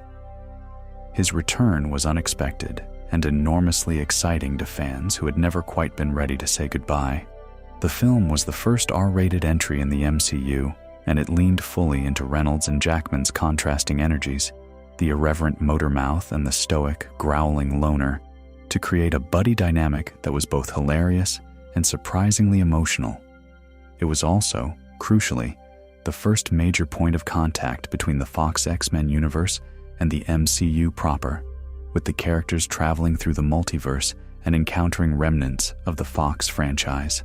The Void, a dimension at the end of time where pruned timelines are discarded, served as the film's primary setting and provided opportunities for cameos and references that delighted fans of both the MCU and the Fox X-Men films. Characters who had been forgotten or abandoned by previous iterations of the franchise appeared in The Void, treated with a mixture of affection and irreverent humor, that was quintessentially Deadpool. The film's success was emphatic. It earned over $1.2 billion worldwide, making it the highest-grossing R-rated film of all time, and proving that audiences would still show up in massive numbers for the right property, presented in the right way. Deadpool and Wolverine also served as a proof of concept for the integration of Fox's Marvel characters into the MCU, something that fans had been anticipating since Disney's acquisition of 21st Century Fox was completed in March of 2019. Kevin Feige described the film as the true beginning of the MCU's exploration of the Fox characters, and he stated that every project after it would be part of what he called the MCU's mutant era. The X-Men, the most popular team in Marvel Comics history, were finally on their way into the cinematic universe that had been built without them. The remainder of Phase 5 included Captain America: Brave New World, which positioned Anthony Mackie's Sam Wilson as the new Captain America navigating a world of political intrigue, and Red Hulk and Thunderbolts, which assembled a team of anti-heroes and former villains. The phase also saw the formal integration of the Netflix Marvel series into the Disney Plus timeline. In 2024, Marvel Studios confirmed that the Netflix shows Daredevil, Jessica Jones, Luke Cage, and The Punisher were part of the MCU's canon. Daredevil, Born Again, premiering in 2025, served as a direct continuation of Charlie Cox's portrayal of Matt Murdock, and it brought the gritty, street-level storytelling of the Netflix era into the broader MCU framework. Phase 5, taken as a whole, was the MCU's most uneven era. It contained some of the franchise's strongest individual entries, like Guardians Volume 3 and Deadpool and Wolverine, alongside its biggest commercial disappointment in the Marvels. The loss of Jonathan Majors as Kang required a significant creative pivot that affected the trajectory of the entire Multiverse Saga. The conversation about content volume and audience fatigue continued. And yet, there was a sense that the franchise was learning from these experiences, recalibrating its approach, and preparing for what came next. Phase 5 was a period of recalibration. The MCU was learning what worked in this new era and what did not. But behind the scenes, Marvel was already preparing something designed to reignite the franchise's sense of event. Phase 6 would bring back familiar faces in ways nobody expected. Phase 6 of the Marvel Cinematic Universe began in the summer of 2025 with the Fantastic Four. First steps, and its arrival carried a particular kind of significance. The Fantastic Four, created by Stan Lee and Jack Kirby in 1961, are often referred to as Marvel's first family. They are the characters who launched the modern Marvel Comics era. And yet, despite multiple film adaptations by other studios, they had never been successfully brought to the big screen in a way that satisfied fans or critics. Fox had produced 2 Fantastic Four films in 2005 and 2007 that were moderately successful, but widely considered to have missed the spirit of the characters. A 2015 reboot was a critical and commercial disaster.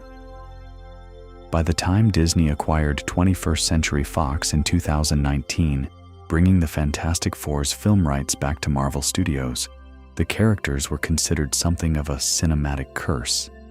Kevin Feige approached the challenge by doing something unexpected. Rather than setting the Fantastic Four in the present-day MCU, the film was set in an alternate universe, a retro-futuristic version of the 1960s that drew as much from mid-century design and Cold War optimism as it did from the comics. Pedro Pascal was cast as Reed Richards, Vanessa Kirby as Sue Storm, Joseph Quinn as Johnny Storm, and Eben Moss-Bachrach as Ben Grimm. Director Matt Shakman, who had directed WandaVision, brought a visual sensibility that balanced the period-specific aesthetic with the cosmic scope that the Fantastic Four's stories require. The film's marketing leaned into the retro aesthetic, and early footage shown at industry events was praised for its warmth and visual distinctiveness. It felt like something the MCU had not produced before, a film that was joyful in a way that the franchise's more recent entries, weighed down by multiversal complexity and narrative setup, sometimes struggled to be. The film embraced the warmth and optimism of the original comics, while adding a layer of visual inventiveness that felt fresh. The Fantastic Four had always been, at their core, a story about family, about four people who loved each other, argued with each other, and faced the unknown together. Feige and his team understood that getting this dynamic right was more important than any special effect or plot twist. The casting reflected this priority. Pascal's warmth as Reed Richards, Kirby's intelligence as Sue Storm, Quinn's brash energy as Johnny, and Moss Bachrach's pathos as Ben Grimm were all calibrated to serve the relationships between the characters rather than simply their individual powers. Its connection to the main MCU timeline was left deliberately ambiguous in the film itself, setting up threads that would be resolved in the upcoming Avengers films. And it was those upcoming Avengers films that dominated the conversation around Phase 6. At San Diego Comic-Con in July of 2024, Marvel Studios made an announcement that sent shockwaves through the entertainment world. The fifth Avengers film, previously titled Avengers: The Kang Dynasty, had been retitled Avengers: Doomsday. Jonathan Majors was out, and Robert Downey Jr. was back, but not as Tony Stark. Downey would be playing Victor Von Doom, better known as Doctor Doom, one of Marvel's most iconic villains. The same actor who had launched the MCU as its first hero would return as its greatest threat. The announcement was met with a mixture of excitement, confusion, and fascination. Some fans wondered how it would work narratively. Others saw in it a kind of poetic symmetry, the idea that the face you trusted most could become the face you feared most. The Russo brothers, who had directed The Winter Soldier, Civil War, Infinity War, and Endgame, were returning to direct both Doomsday and its follow-up, Avengers: Secret Wars, scheduled for 2027. Their return was a signal that Marvel was treating these films with the same level of importance and ambition as the Infinity Saga's conclusion. Spider-Man. Brand New Day was also announced for 2026, continuing Tom Holland's Peter Parker story in what would be his fourth solo MCU film. The details of the plot remained largely under wraps, but the title suggested a fresh start for the character, potentially building on the dramatic ending of No Way Home, in which Peter had asked Doctor Strange to make the world forget his identity. The broader trajectory of the Multiverse Saga was becoming clearer. Secret Wars, based on one of Marvel Comics' most ambitious crossover events, was being positioned as the next Endgame-level culmination. In the comics, Secret Wars involves the collision of multiple universes, a catastrophic event that destroys and remakes reality itself. The 2015 comic book version, written by Jonathan Hickman, saw entire realities smash into each other and be destroyed, with the survivors stranded on a patchwork world called Battleworld, ruled by Doctor Doom. The parallels to the MCU's current direction were impossible to miss. Doom was now the villain. The multiverse was fracturing. Characters from different realities were converging. For the MCU, this offered an extraordinary narrative opportunity. The multiverse, which had been established across multiple films and series, could be used to bring characters from different cinematic traditions into the same story. The Fox X-Men, the previous Spider-Man iterations, the Fantastic Four from their alternate universe, all could converge in a single, reality-defining event. If executed well, Secret Wars had the potential to be the most ambitious crossover event in cinematic history, surpassing even Endgame in scope and emotional stakes. In July of 2025, Feige confirmed in interviews that Marvel Studios was already well into development on the 3 phases that would follow the Multiverse Saga. He described a 7-year plan extending through 2032, with films organized on movable magnets that could be repositioned as the creative needs of the franchise evolved. The next saga, Feige indicated, would center on characters that Marvel Studios had inherited during the Disney-Fox acquisition, including the X-Men. He reportedly had a 10-year plan for integrating the X-Men into the MCU, a patient approach that stood in deliberate contrast to the rushed franchise building that had undermined other studios' attempts at shared universes. The X-Men represented perhaps the greatest creative opportunity and challenge that Marvel Studios had ever faced. The characters were beloved. Hugh Jackman's Wolverine and Patrick Stewart's Professor X were iconic performances. Any new version would need to honor that legacy while establishing something distinctly its own, much as Tom Holland's Spider-Man had distinguished itself from the Tobey Maguire and Andrew Garfield versions that came before. The MCU, then, was not winding down. It was transforming. The franchise that had begun with a single film about a man in a metal suit was now a sprawling narrative ecosystem spanning films, television series, animated projects, and theme park attractions, all guided by a central creative vision that had remained remarkably consistent despite the enormous growth. Whether the next phase would recapture the cultural centrality of the Infinity Saga era remained to be seen. But the ambition was clear, the plans were in motion, and the franchise showed no signs of running out of stories to tell. The MCU continues to evolve, just as it always has. But to fully appreciate where it is going, it helps to step back and look at what it has built as a whole. Not the individual films, but the machinery behind them. When people talk about the Marvel Cinematic Universe, they tend to talk about the films themselves, the characters, the action sequences, the post-credits scenes. But behind every one of those elements is a production infrastructure of extraordinary complexity, a system that has been refined over nearly 2 decades and that represents one of the most sophisticated creative operations in the history of entertainment. At the center of that system is Kevin Feige. Feige has served as the producer on every single MCU film and has overseen the development of every series. This is an astonishing level of involvement given the scale of the franchise's output. No other figure in modern filmmaking has maintained creative oversight across such a vast body of work for such an extended period. Feige's role is not that of a traditional producer who manages budgets and schedules, though he does that as well. His role is closer to that of a creative architect. He understands the overall narrative arc of the franchise. He knows where each character is heading, and he works with individual directors and writers to ensure that each film serves both its own story and the larger tapestry. The development process at Marvel Studios typically begins years before a film enters production. Ideas are discussed in broad strokes during creative retreats, where Feige and his team map out the direction of the franchise.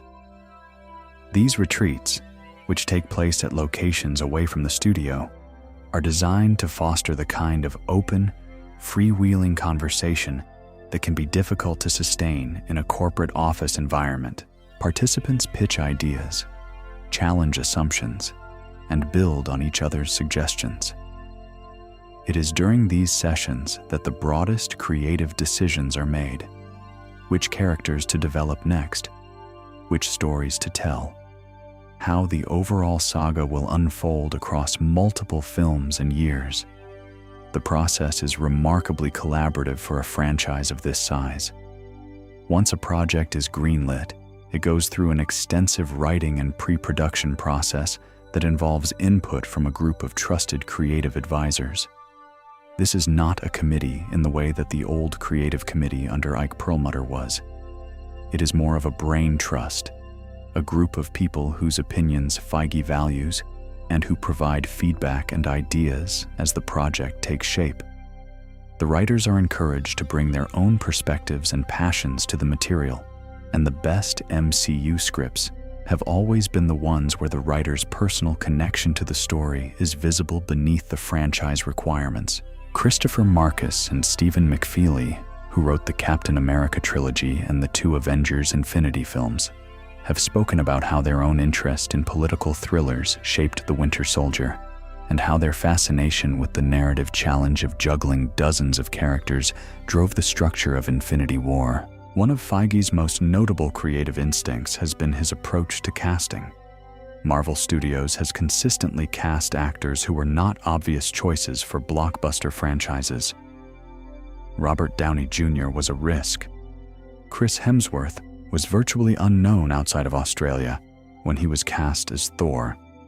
Tom Hiddleston auditioned for Thor and was cast as Loki instead. Benedict Cumberbatch was known primarily for British television when he was cast as Doctor Strange. This pattern of casting talented character actors rather than established action stars has given the MCU a depth of performance that distinguishes it from most franchise filmmaking. These actors bring craft and nuance to roles that, in lesser hands, could easily become one-dimensional. The visual effects pipeline that supports the MCU is equally complex and has become one of the most discussed aspects of modern blockbuster filmmaking.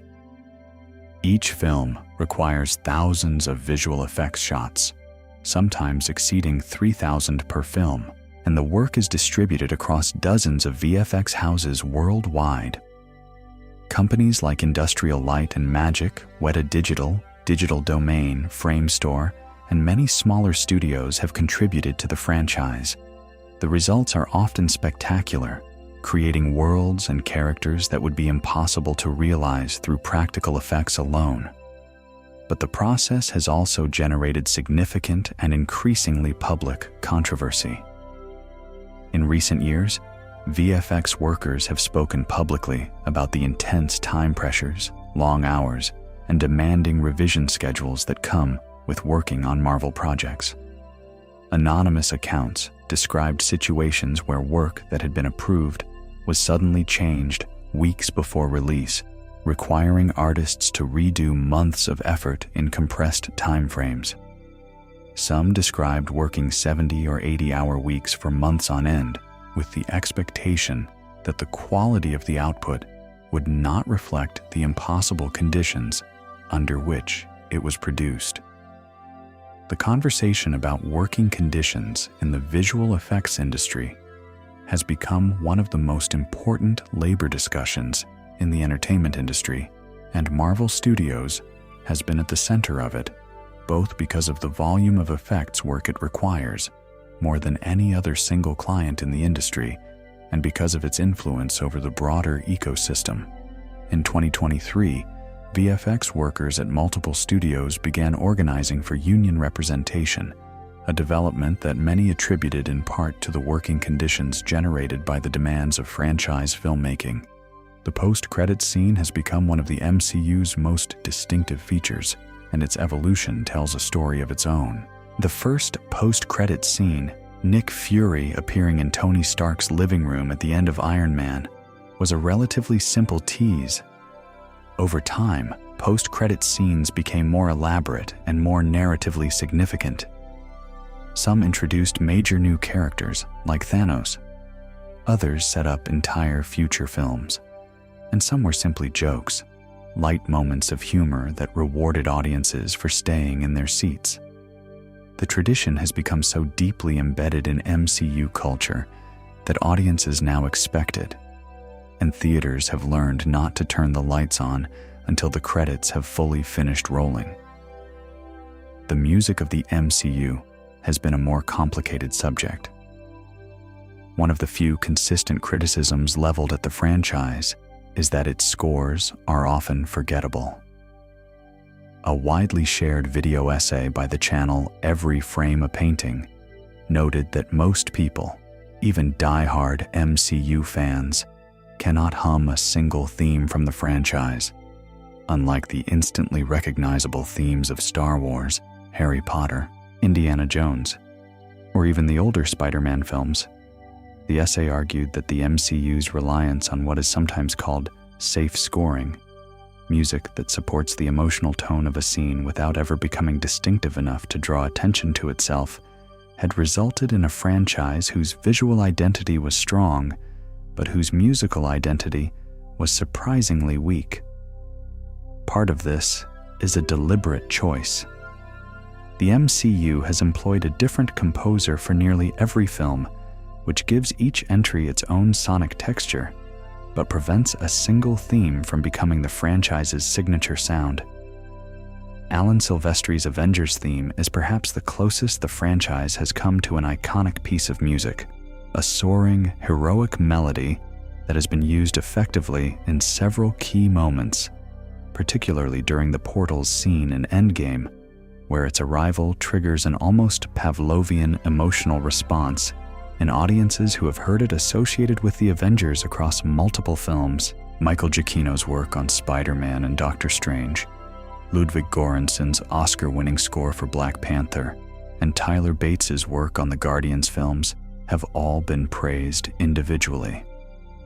But the broader question of whether the MCU's musical identity matches the strength of its visual and narrative identity is one that remains open. And it is a question that becomes more interesting as the franchise continues to grow and define itself. The balance between individual creative vision and the demands of a shared universe is perhaps the most delicate aspect of the MCU's operation. Directors who come to Marvel bring their own sensibilities. Ryan Coogler brought cultural specificity and artistic ambition. Taika Waititi brought irreverent comedy. The Russo brothers brought the precision of action filmmaking. Sam Raimi brought horror influences. James Gunn brought emotional sincerity wrapped in irreverence. Each of these directors was given room to express their own voice within the franchise's framework. But that framework still exists, and there have been instances where the tension between a director's vision and the franchise's needs has been visible.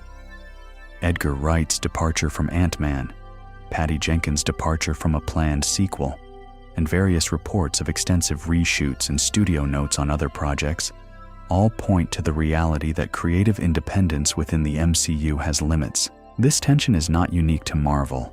It exists in every studio system and every franchise, but the MCU's scale makes the stakes higher and the compromises more visible. When it works well, the result is a film that feels both personally distinctive and seamlessly connected to the larger story. When it does not work well, the result is a film that feels generic, as though the franchise's requirements have smoothed away whatever made the original creative vision interesting. Understanding the machinery helps you appreciate both the triumphs and the struggles. The MCU is not a single creative act. It is a sustained, evolving creative system, one that has produced remarkable highs and inevitable lows over the course of nearly 2 decades. But beyond the business and the logistics, the MCU has had a cultural impact that extends far beyond box office numbers. If you have been listening to this and finding it a pleasant companion for your evening, I want you to know that I appreciate your time. If you enjoy this kind of calm, detailed storytelling, subscribing to the channel means you will always have something like this waiting for you. Now, as we near the end of this journey, let us talk about what the MCU has truly changed. To fully appreciate the significance of the Marvel Cinematic Universe, it helps to remember what the landscape of franchise filmmaking looked like before it existed. In 2007, the year that Iron Man began production, The most successful film franchise in the world was Harry Potter, which told a single linear story across 8 films. The Lord of the Rings trilogy had been a massive creative and commercial achievement, but it was a finite project with a clear beginning, middle, and end. The Star Wars franchise had returned with a prequel trilogy that divided fans, and the superhero genre, while commercially viable, was understood as a collection of isolated properties. Spider-Man existed in his own world. The X-Men existed in theirs. Batman existed in yet another. The idea that these kinds of characters could share a single, interconnected cinematic universe was not merely untested, it was considered impractical. The MCU changed that understanding completely by demonstrating that audiences would follow interconnected stories across multiple films and years of storytelling. It established a new paradigm for franchise filmmaking. Other studios attempted to replicate the model with varying degrees of success and failure. Warner Brothers launched the DC Extended Universe, which aimed to bring together Batman, Superman, Wonder Woman, and the Justice League in a shared narrative. Under Zack Snyder's initial creative direction, the DCEU took a darker, more operatic approach to its characters, beginning with Man of Steel in 2013 and continuing with Batman vs. Superman, Dawn of Justice in 2016.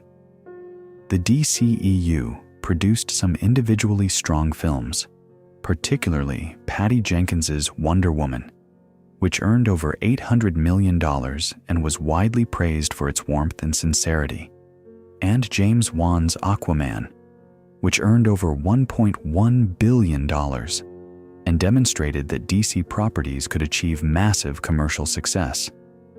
But the franchise struggled to achieve the narrative coherence and audience trust that the MCU had built incrementally over a decade.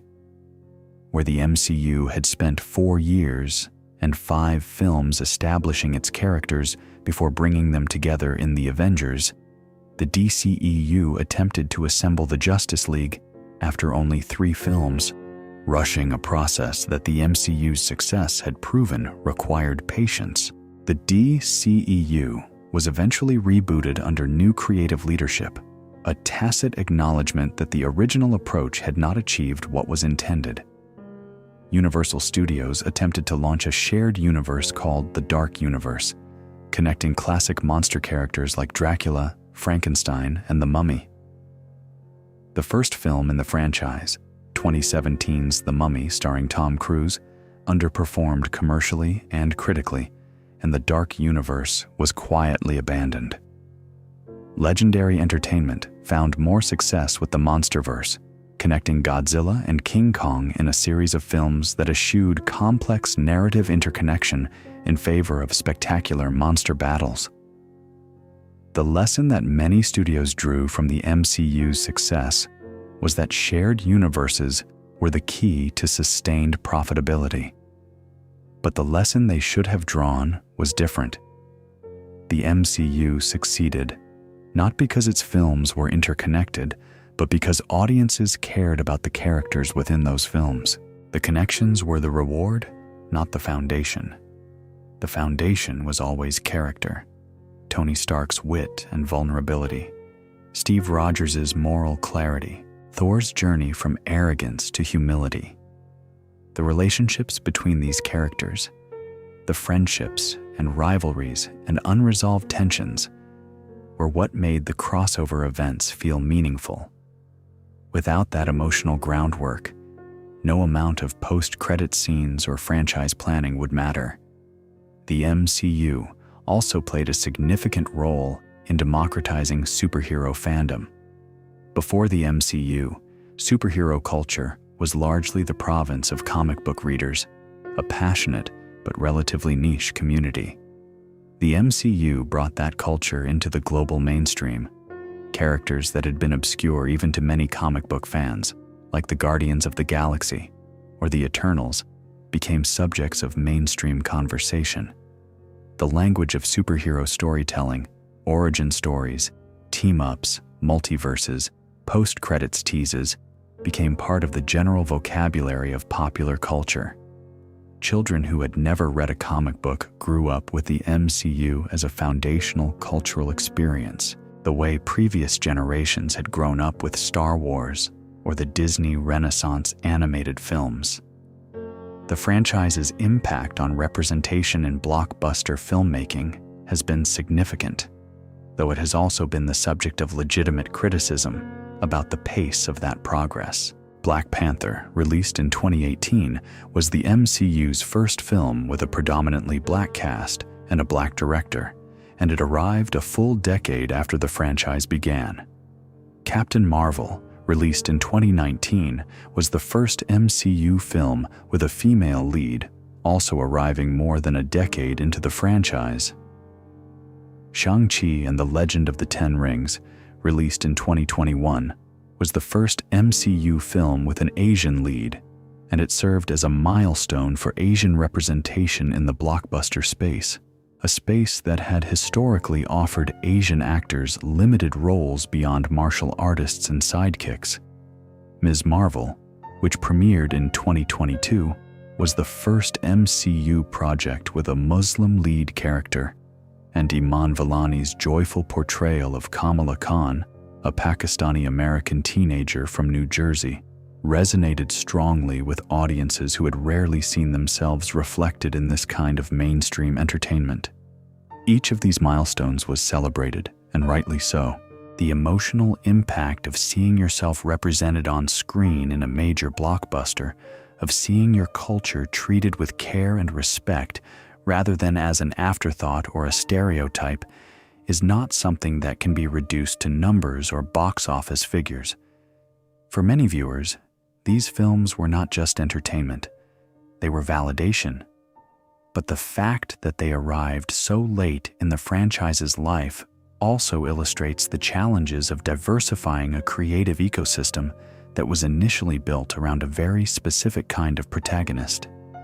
The MCU's early roster was overwhelmingly white and male, and the expansion to include more diverse characters and perspectives, while welcome, came slowly and sometimes felt like it was responding to cultural pressure rather than leading the conversation. The MCU's relationship with nostalgia is worth considering as well, because it illuminates something fundamental about why the franchise resonates the way it does. Much of the franchise's emotional power derives from its ability to evoke and reward long-term memory. When Steve Rogers says "Avengers assemble" in Endgame, the moment works because audiences have been waiting 7 years to hear that specific phrase, ever since Nick Fury used it in the first Avengers and Steve Rogers was not yet present to complete the call. The payoff is not in the words themselves, but in the accumulated weight of expectation behind them. When Tobey Maguire and Andrew Garfield appear in No Way Home, the joy audiences feel is rooted in their memories of those actors in those roles, memories that for some viewers stretch back to childhood. When the original Guardians of the Galaxy mixtape plays in Volume 3, it carries the emotional weight of the 3 films that came before it. The MCU has become, in many ways, a machine for generating and monetizing nostalgia, and whether that is a positive development for culture is a question that different people answer differently. For some, the MCU's nostalgia is a source of genuine communal joy, a shared cultural touchstone that connects people across age and background. For others, it represents a broader cultural tendency toward looking backward rather than forward, toward revisiting the familiar rather than embracing the new. The ongoing debate about whether the MCU constitutes cinema in a meaningful artistic sense has been one of the more persistent cultural conversations of the last decade. Martin Scorsese, one of the most respected filmmakers alive, described MCU films as being more like theme parks than cinema, a comparison that generated enormous discussion. His point, articulated more fully in a subsequent essay for the New York Times, was that cinema, at its highest aspiration, is about the unexpected, about confrontation with the unknown, about characters who are complex and morally ambiguous in ways that defy easy resolution. He argued that franchise films, by their nature, are designed to deliver predetermined emotional beats to a predetermined audience, and that this predictability, however well executed, is fundamentally different from the artistic risk-taking that defines the greatest films. Francis Ford Coppola offered even sharper criticism, describing the MCU as despicable in the way it dominated the cultural conversation at the expense of smaller, more personal films. Defenders of the MCU pointed to films like Black Panther, The Winter Soldier, and Infinity War as examples of genuine storytelling craft within the franchise framework. They argued that the distinction between cinema and not cinema was itself artificial, that commercial entertainment and artistic ambition were not mutually exclusive, and that a form of storytelling that moved billions of people to tears, laughter, and collective joy had earned its place in the cultural conversation. The director Ryan Coogler, whose Black Panther was among the films Scorsese's comments were perceived to be directed at, responded with characteristic grace, noting that the filmmakers Scorsese had inspired were the ones who brought their sensibilities into the franchise, and that the influence flowed both ways. The truth, as is often the case with these kinds of debates, is probably more nuanced than either position allows. The MCU includes films of genuine artistry and emotional power. It also includes films that feel manufactured and formulaic. The franchise is too large and too varied to be reduced to a single quality judgment. What is not debatable is the scale of the MCU's commercial achievement. Over $32 billion in cumulative worldwide box office, 11 films that crossed the billion-dollar threshold, the highest-grossing film of all time, even if that title was held only temporarily. These numbers represent not just ticket sales, but cultural participation on a massive scale. Billions of people have watched MCU films. The characters are recognized in virtually every country on Earth. The franchise has generated billions more in merchandise, theme park revenue, and streaming subscriptions. And then there are the careers. The MCU has functioned as one of the most powerful star-making and career-transforming machines in the history of the entertainment industry. Robert Downey Jr. was a talented but troubled actor when he was cast as Tony Stark. The MCU made him one of the highest-paid performers in Hollywood, earning a reported $75 million for his role in Avengers Endgame alone, and resurrected a career that many had written off as permanently damaged. Chris Evans, who had previously been best known for playing the Human Torch in Fox's Fantastic Four films and for a series of romantic comedies, transformed into a global star whose portrayal of Steve Rogers became definitive. Scarlett Johansson, already an established actress with considerable critical respect, became one of the highest-grossing performers in film history through her recurring role as Natasha Romanoff. Tom Holland was a relatively unknown 19-year-old when he was cast as Spider-Man and became one of the biggest movie stars on the planet virtually overnight. Chadwick Boseman's portrayal of T'Challa turned him into a cultural icon whose legacy transcends the franchise and whose untimely death was mourned by millions of people who had never met him but who had been moved and inspired by his work. Chris Hemsworth, Tom Hiddleston, Benedict Cumberbatch, Elizabeth Olsen, Paul Rudd, Simu Liu, Florence Pugh. Each of these actors saw their careers elevated or transformed by their association with the MCU. The franchise discovered, developed, and amplified talent on a scale that is difficult to overstate. The MCU's impact on culture and industry is still being written. New films are in production. New series are in development. new characters are being introduced. The franchise is simultaneously a completed narrative in the form of the Infinity Saga and an ongoing one in the form of the Multiverse Saga and whatever follows. It exists in a state of perpetual continuation, always building toward the next event while also carrying the weight of everything that has come before. But as we reach the end of this journey through the MCU's history, there is something worth sitting with quietly. We have traveled a great distance together over the course of this narration, from the bankruptcy filings of the mid-1990s to the $32 billion franchise that exists today. From Avi Arad's conviction that Marvel's characters belonged on screen, to David Mazel's bold financial gamble, to Kevin Feige's patient, decade-spanning creative vision. From a post-credit scene in a dark living room to the portals opening in Endgame. From a single man in a metal suit to a universe of hundreds of characters spread across dozens of films and series. The Marvel Cinematic Universe is many things. It is a business. It is a creative enterprise. It is a cultural phenomenon. It is a subject of academic study and critical debate. But at its most fundamental level, the MCU is a collection of stories about people. People who are flawed and brave and foolish and kind. People who make terrible mistakes and find their way back.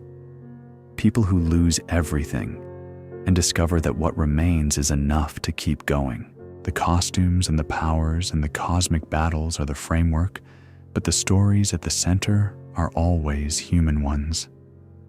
Tony Stark's struggle with the legacy of his father. Steve Rogers' refusal to compromise his principles, even when compromise would be easier. Thor's journey from entitled prince to humble protector. Wanda Maximoff's grief, which was so profound that it reshaped reality itself. These are not small stories, even when they are told through the language of superhero fantasy.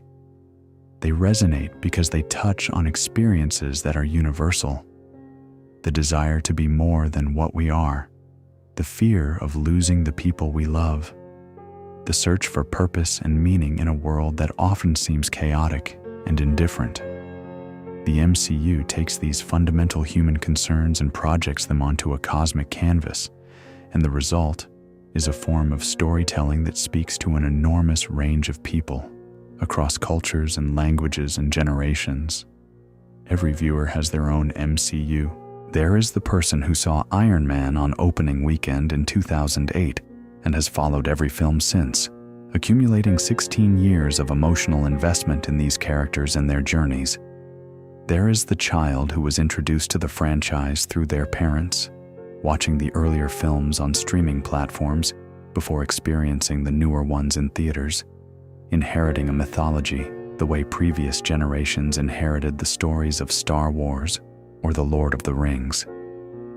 There is the person who has only seen a handful of MCU films, but who was moved by Black Panther, or who laughed until they cried during the first Guardians of the Galaxy, or who wept when Tony Stark closed his eyes for the last time. Each of these experiences is valid. Each of them is the MCU for that person, and the story is not over. Avengers. Doomsday and Secret Wars are on the horizon, promising to reshape the MCU in ways that are difficult to predict. Robert Downey Jr.'s return as Dr. Doom suggests that the franchise is willing to take the kind of creative risks that defined its earliest days, when nothing was guaranteed, and every decision felt like a gamble. The X-Men, Marvel's most beloved team of characters, are finally on their way to the MCU, with a 10-year plan guiding their integration. New characters, new stories, and new worlds are waiting to be discovered. The universe, as it has always done, will continue to expand. There is something comforting in that thought, and perhaps that comfort is part of why so many people are drawn to these stories. In a world that often feels uncertain and overwhelming, there is a quiet reassurance in knowing that these characters and these stories will be there when you need them. They will continue to surprise and disappoint and delight and move you, just as they have been doing for nearly 2 decades. They are, in their way, a constant, a familiar place you can return to whenever you want, where the heroes are brave and the villains are formidable, and the stories, at their best, remind you that courage and kindness and sacrifice matter, even when the world makes it hard to believe that they do. Think for a moment about all the theaters where these stories have been watched.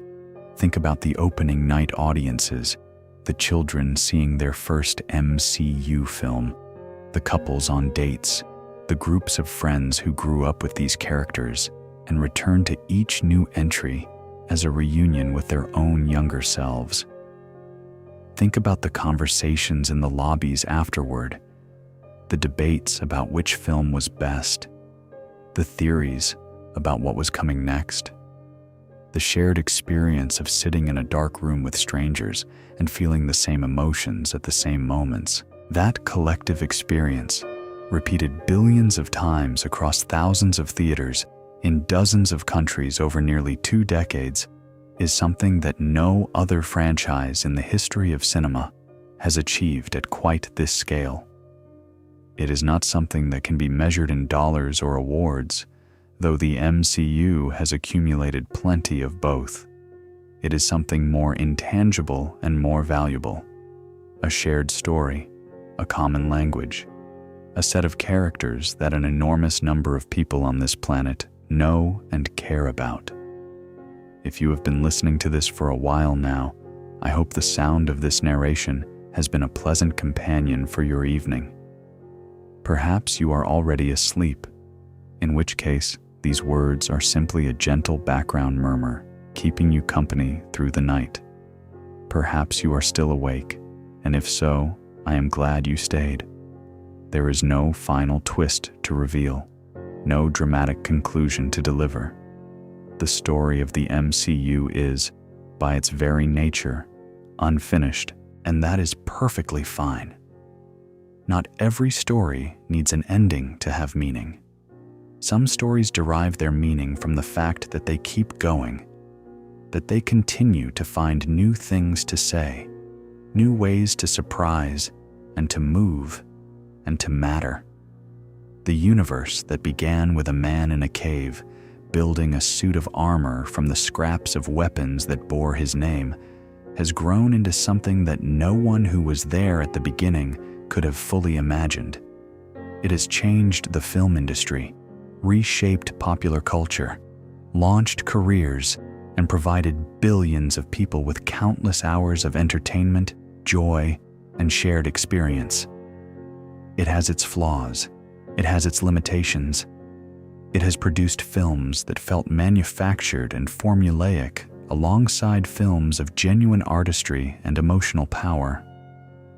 But it has also, at its best, achieved something genuinely rare in the landscape of commercial entertainment. It has made people care, deeply and personally, about stories told on a scale that should feel impersonal.